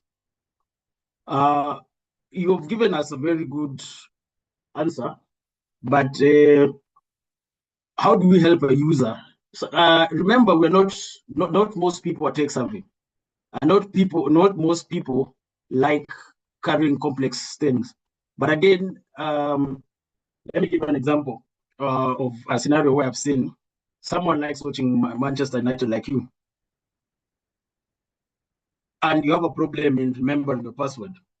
So you can tell a person, Cristiano 7, Manchester United, and interplay those words into a password scenario where you change the letters and names and key figures into asterisks, numbers, hyphens, and special characters. That is a sort of question I was asking. How does that best help, or is that just an easier way of running around that problem? Okay, I believe I've gotten your question, and I hope I'm answering correctly. Yeah. You are asking how a non-technical user can be able to use their passwords effectively in a manner that helps them secure their account and not use a common password, right? Yes, yes, yes. Now, to answer your question, I'll take you back to what I had said earlier on. Remember, tech savvy or not, we are all moving towards a digital world. So we cannot sit in this day and age and say that because people from sales are not tech savvy per se, we will exclude them and say you guys can use your names as your password, you guys can use simple passwords. So we cannot do that on an organization level and even on a personal level. So that brings me to the point of awareness in the work environment. We have to create awareness to all these users, be it tech savvy or not, sales, marketing, whatever the department may be, and tell them, look, we are moving into a more dangerous and digital world whereby your password or rather your data in general is the goal that people are fighting for. So if you do not secure this gold, quote unquote, then you are putting yourself and us as a company at risk. That is the first step, sensitization of this individual or individuals. Part number two, we have to train them on how to create and generate safe passwords and means for them to store them and remember them. That's why I gave the option of password managers. I did not dispute the fact that yes, password managers are insecure, but it is not all password managers that are insecure. Go back to the slides and to the examples that I gave. A few password managers have fallen victim in the past, but this does not mean that all password managers are unsafe. All that means is don't put your trust or your eggs in one basket. Let me use that that terminology. Don't put your eggs in one basket, and that takes me again to my third point: multi-factor authentication. So how are we securing our accounts? Is it only via password, or do we have a second layer of OTP, one-time sign-in code, blah blah blah? So just give me a minute. I'm having network issues. I want to change my network. Then we will continue the discussion. Just 1 minute, please. Do not log off. Okay. I'm next.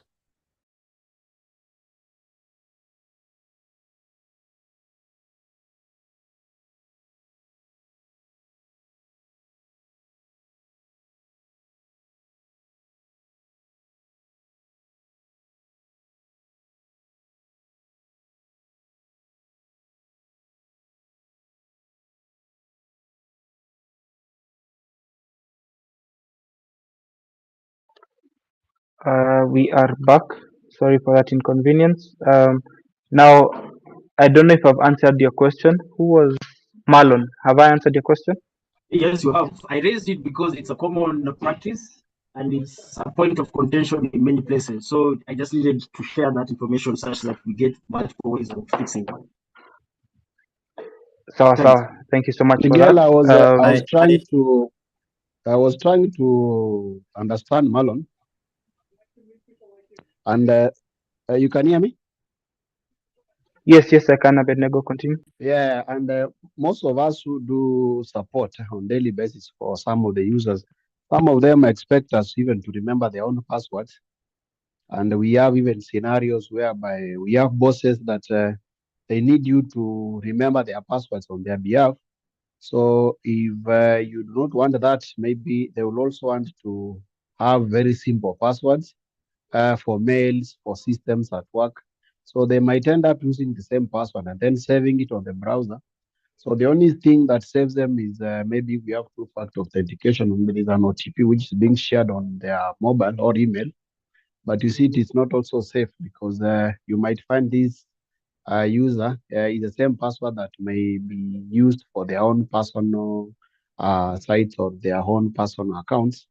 So it also becomes a challenge for them. So it is a very big. I understand what Marlon is trying to say because it is a big challenge in most of the organizations.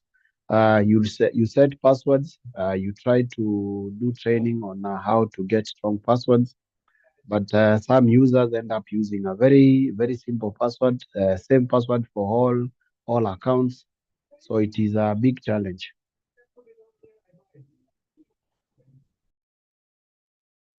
Thank you for your input, Abednego. Yeah, like you've said, cyber hygiene is one challenge that we face. Even myself, as a cybersecurity professional, have gone to places where we conduct trainings, and you think this company is secure, this company is unbreakable, and it is the most simple of forms that gives you full access to the company. So thank you for that, Abenego. William Ocheng, your hand is up. Yes. So for me, just to reiterate on the other guy's question, can't remember his name per se, but I just understand the nature of the question he asked. So, like what you've just mentioned, I think that's at a basic level. For more advanced organizations or like a very good security framework or setup within the organization, first, what they'll do, they'll have a mobile device management platform. This is whereby all user activities like now on this the MDM, what we normally do, like for my organization now, what we usually do such that we don't encounter such thing as maybe we don't breach the password policies, maybe someone's password is not up to their standards. So what we normally do, other than your own security on your password, we'll go step ahead to make it even deeper, whereby all your devices are being registered under the organization's MDM Mobile Device Management Kit. And for us, we use Microsoft Sentinel, which does that on our behalf. So you just do go there, do your own settings, and then now all the password protection for all devices authorized to use the organization's network will be taken care of. And also, let me just ask you now, we have a situation here whereby let's say you have a couple field agents working on your organization now, and all these field agents, they will need access to your resources, like the network resource that you've hosted maybe in your server, maybe on the cloud or on premise. So how will you ascertain that whoever is making request to join a resource within our network is our like is from a trusted source, like now he's one of our field agents now, like that is where my question was coming from now. But for the passwords, I think that one will be more basic. If you have a strong cybersecurity framework within your organization, then you'll be able to deal with that quick enough, because now like that's from maybe awareness side. On the development side and production servers, it's something totally different now. Like on the DevOps, if I say the DevOps framework and all those, it will be something different. So my question was that was just to get to know what you'll do in that situation.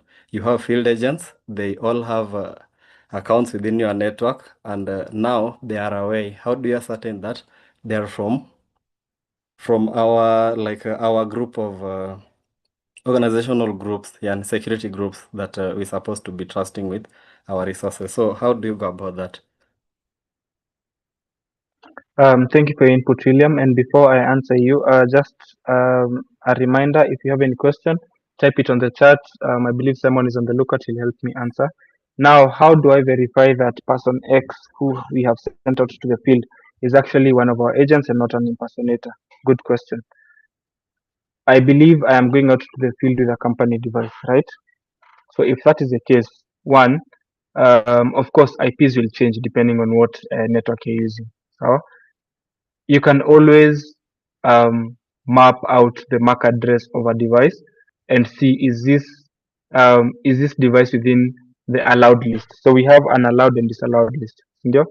So amongst the allowed list, we now whitelist some of the IPs that this person may be using. Maybe he or she is carrying a pocket MiFi, sawa, and the IP range is specific. It does not keep changing. So we at least whitelist the range of these IPs.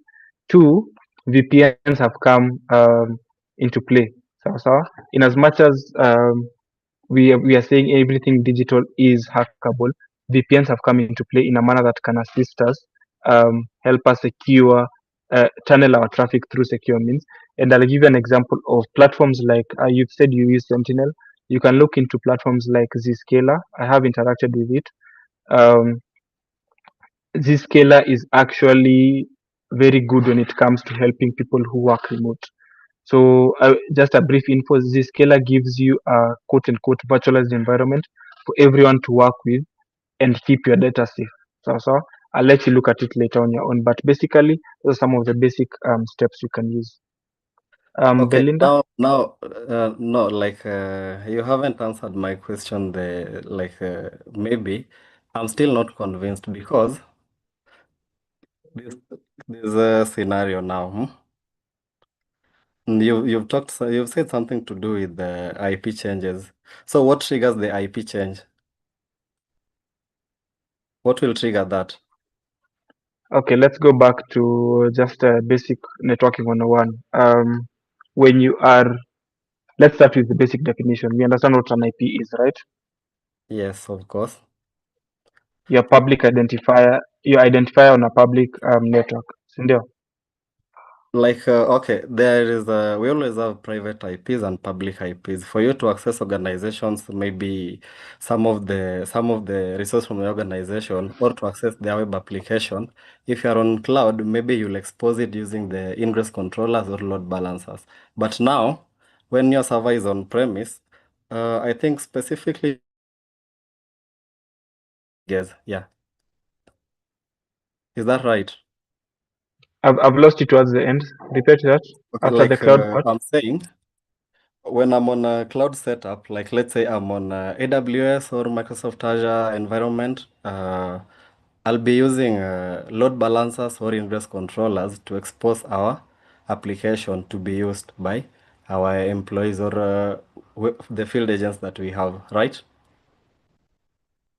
But Okay. now, when I'm on an on-premise setup, which means that our servers are within our control and reach. So what I'll do, we'll basically just contact one provider to an ISP providers with the internet, then gives us the public IP, then we can use that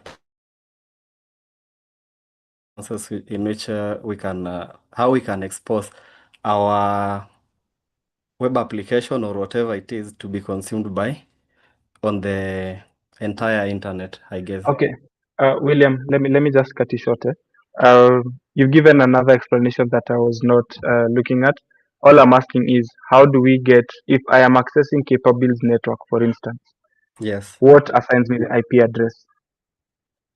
Basically, Okay. the DHCP server, right?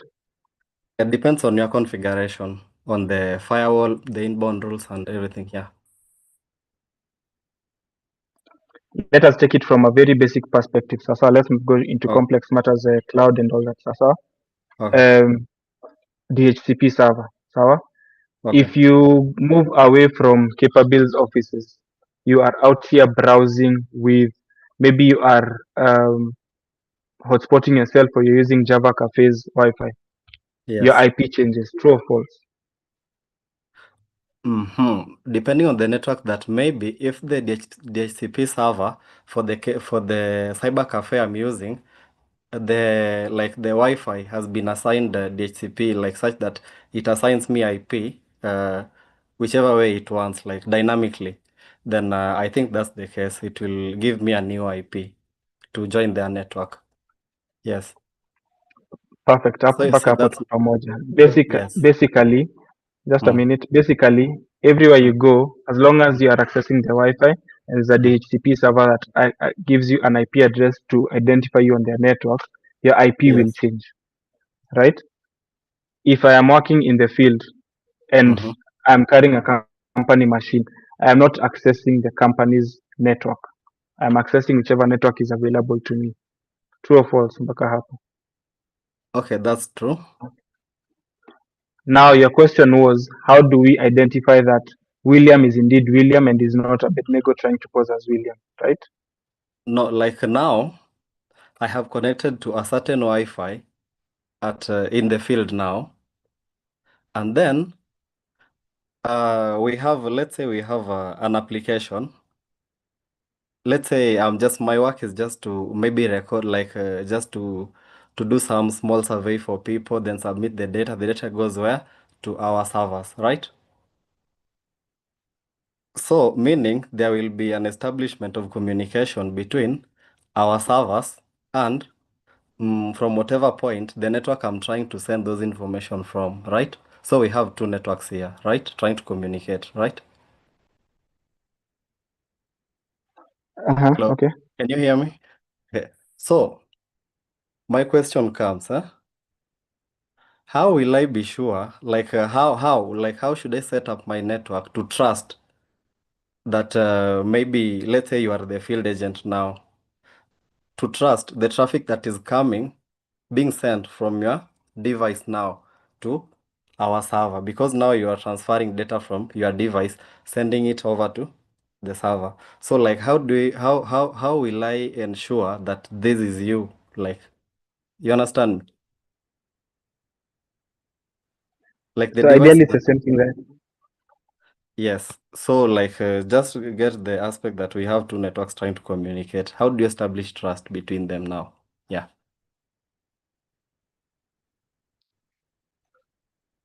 So I've got. I think I've gotten a question. Basically, how to identify the traffic that is coming in is legitimate traffic. Ndio. The one that is expected. Because even an attacker can impose, like someone can just try to, let's say for example, someone is trying to brute force over certain IP. So how do I trust, of course that's a bad person. It should be filtered out because now the try blocks will be exhausted and they'll be thrown out maybe. But now this is someone sending just clean data. Like how do I establish that trust now between us? Hi again. I'm seeing Chris Otieno saying he can answer a bit. Chris, you can go on before I give my take. Okay.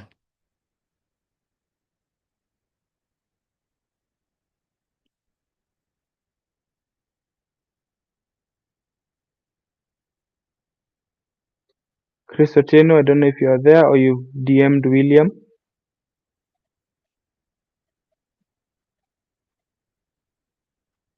Okay, so I don't think Chris is still Maybe you'll available. have a chance Now, to, maybe. Yeah, William, back to your He's question, and this takes talking. me He's back talking. to. He's trying Okay. to talk. Maybe you can unmute his mic.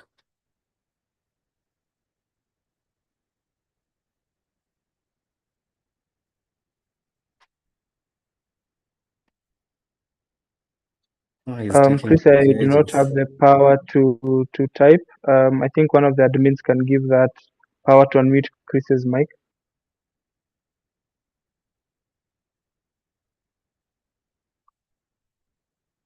Yeah, I think Franklin here has reframed the question with precision. I think this is even better from the charts. Maybe if you can just have a look.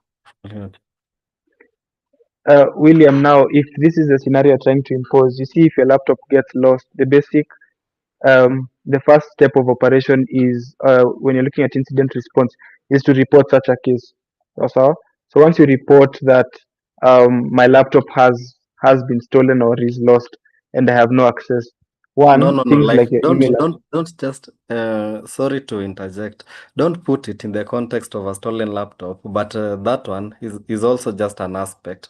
Now here a laptop is not lost, like yeah. Okay, let's put the laptop aside. You want to verify that the traffic that is coming in from William is legitimately from William and is not from an attacker that is posing to be William. Yes. Yes.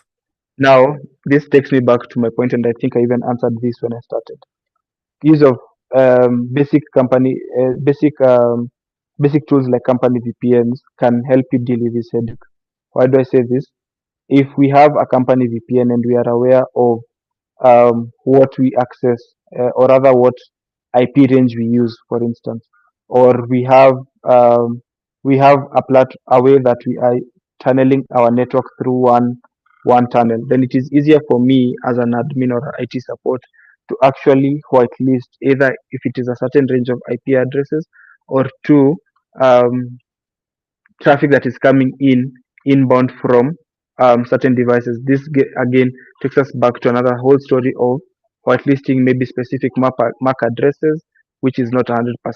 We can discuss that in length, but basically it will include trying to whitelist either the IP addresses or tunneling all our traffic through a specific channel.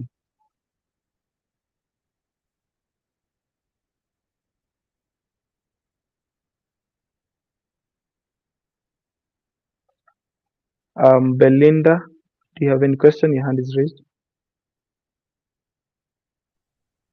Hi. Hi, we can hear you. Okay, so my question comes from the phishing demo that we've just done. My question comes from the tiny URL.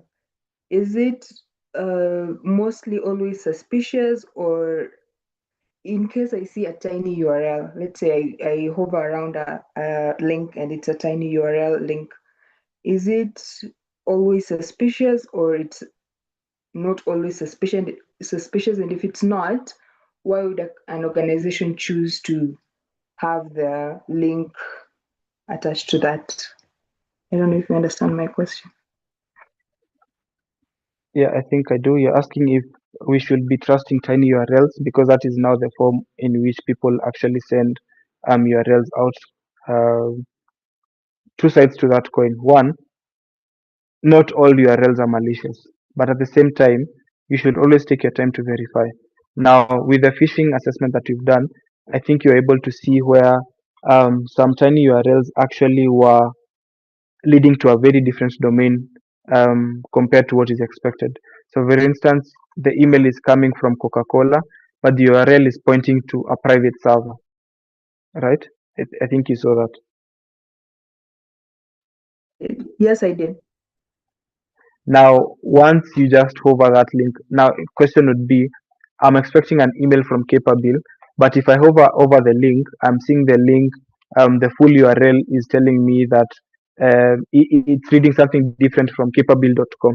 So that in itself should raise your alarms and ask yourself, what is this? Where is this link coming from?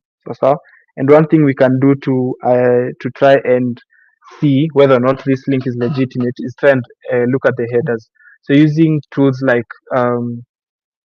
just a minute, tools like curl. For those of you who are familiar with the Linux terminal, this is one of the tools that you can use. So if you use just a minute, curl tag I, for instance, and kidogo tu. If you use curl dot tag I and then the IP address, it will give you a full list of headers from where that link is from. So maybe we want to do curl tag I, then here we insert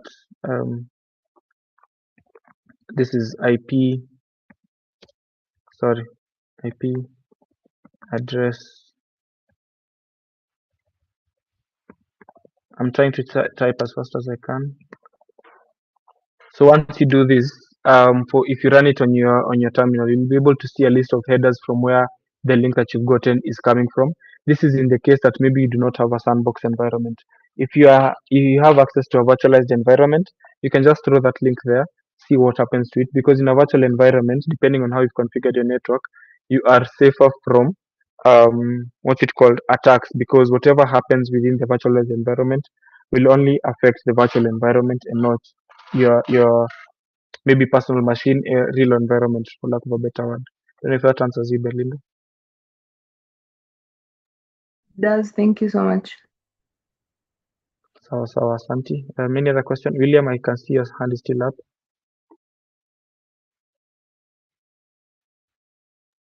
Oh, sorry, like, okay. Okay, I think for now we can just, I can say that up to that point, maybe if I can get another perspective on how to go about it. Yes, yet the VPN work, that one can work, can just slow it down, but will not entirely establish the kind of trust needed. So I think if there's anyone with a different opinion from what I gave, you are free to do so. We are here to discuss and have a perfect Discord so that you can be able to find ways and means to secure yourself.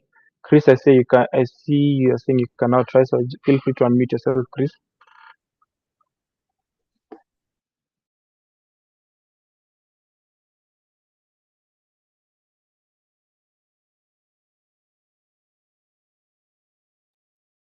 And also, just to add, I saw someone asked if you have maybe any relevant cybersecurity community groups that you might advise them to join, maybe. So same Okay. goes to me as well. Yeah. Okay. Thank you for that. Yes, there are a number of communities that you can join. So let me just share ctf.com.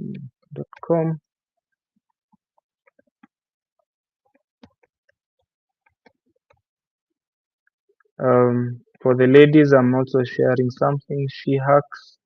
You can search for all these companies on Twitter. They are very active on all social media platforms.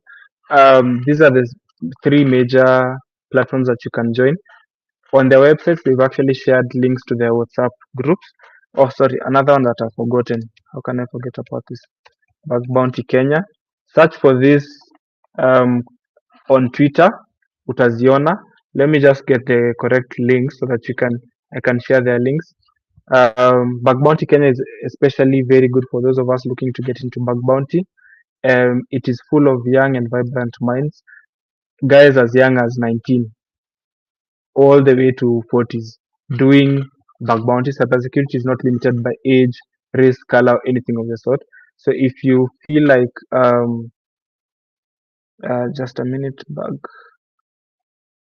I'm trying to get the exact Twitter links.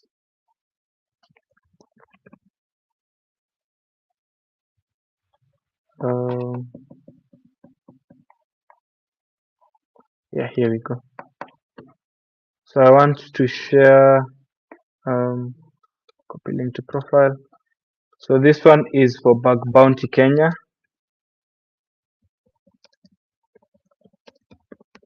That's the first one that I've shared. Then CTF room.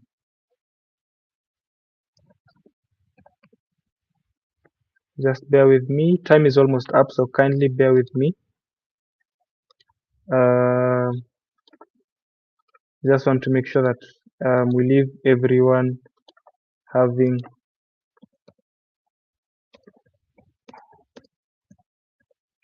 that is for CTF room. And then finally Africa Hackon. Oh, I forgot another one. Let me just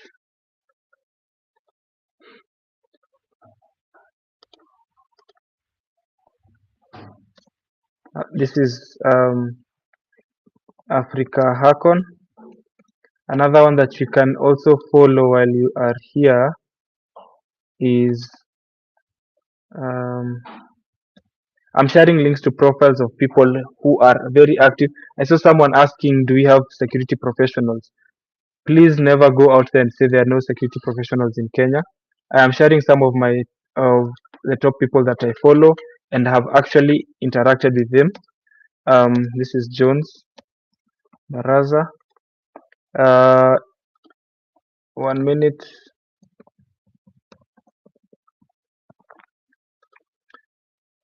I don't know if any of you have heard Dr. Bright. If you've not heard of Dr. Bright, you need to follow his work. Dr. Bright Kameli, then kidogo tu as we wind up, please bear with me. I just want to leave everyone with some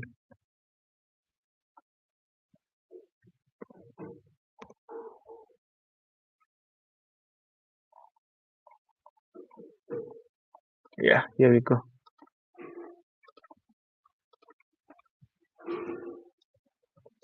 So please never say hakuna cybersecurity professionals in Kenya. That is a comprehensive list of pages and people you can follow. Please do follow them on Twitter. They are very active. Post some insightful information that can help you in your cybersecurity journey. I have room for one last question. I'm seeing Grace saying my messaging is disabled on Twitter. You can reach out on LinkedIn. I'll be sure to answer you there. I am not sure what's wrong with the Twitter messaging, but feel free to reach out on LinkedIn. One last time, I will share my socials and those of Simon. You can also post the Capabuil, please, and that of ICT Authority, so that people can interact with us past this training. So one last time, these are my socials. If you want to reach out to me, feel free to do so. I'll be sure to answer your questions when I have time. Hope Nyambura says I've got a question. Don't think the unmuting button. Okay, just type it in the chat, please. As Hope does that, anyone who's able to unmute themselves, I'll take one last question. As Simon is typing in the chat the socials for Capabuil and ICT Authority. Remember to tag us when you are sharing your social engineering profiles. Tell people that we have had a session. I'm hoping it was a great session. Thumbs up or thumbs down, just react. Send a reaction if it was a good session. Thumbs down if it was not. Feel free to give your comment on what can be improved for tomorrow and Thursday. Tag us on socials. Tell people to tune in for tomorrow so that they don't miss out. And we continue spreading the cyber gospel, quote unquote. Simon, I think I am done for my part. Back to you in studio. Okay, thank you. Thank you so much, Nigel. That was a remarkably illustrious presentation. I remember last year when we had this series of webinar awareness sessions from ICT Authority and Capabuil as well. We promised the public that we will bring in more diverse experts on the same. And gauging from, of course, the audience, you can see we have been able to hold over 120 attendees in a virtual session. And for those who have been in virtual sessions, you know, it's not easy to have over 120 people sitting in for 2 hours straight, you know, for the virtual sessions you have attended in other areas, you know that. So this is a concrete evidence that this session has been very impactful. And the members of the public who have joined here, I know they come from different background in a wide range, a wide spectrum of expertise. Others are coming from cybersecurity, IT, very many backgrounds, and their interest was to have a clarity on matters cybersecurity and, of course, the latest trends in this type of space. So we really appreciate you, Nigel. I also want to appreciate on behalf of ICT Authority. I was checking to see if the representative has joined, but she has not been able to do that. Hopefully tomorrow, maybe she'll be here with us. Of course, even their socials can also be shared here. So once again, I want to wish you the best as you continue to joining. Remember to share this link with your friends and colleagues, especially those you believe will benefit a lot from this. And feel free to share your details. And we are working on a way to get you the notes. If I don't know if Nigel is in a position, maybe if the slides are good to go, he can also share them on the chat section. Zoom enabled a way to share files as well, not just typing. You can actually share files there. So if Nigel is in a good position, he can share the notes maybe before we leave. But of course, after the session, we'll get back to all attendees using your emails and share with you notes and any other relevant information. I'll also check up with the ICT Authority tomorrow to ensure that they confirm on certification for those who will manage to attend this session. I don't want to waste much time. I know how hectic it gets in the evening, and most of us want to shift gears to their personal time in the evening with their families or get dinner or something. So let me not take that time away from you. Otherwise, see you tomorrow, and let's continue sharing together. Feel free to reach out Capabuil communications email in case you have something to share or a recommendation. I'll type our customer service email address on the chat section from where you can reach out and tell us what you need. If you are also an expert in a certain area and you are able to provide or share knowledge like Nigel, we have so many sessions, not just webinars and online versions of the same. We also have physical trainings where we organize trainings in seminar rooms and we have experts come to deliver. So share with us, including your CV, and we can contact you and help you share the knowledge you have gathered in your area of expertise to professionals around the globe who will want to learn so much from you. So with that, guys, let's see each other tomorrow. And thanks again for trusting us in sharing this knowledge. And thank you. Goodbye.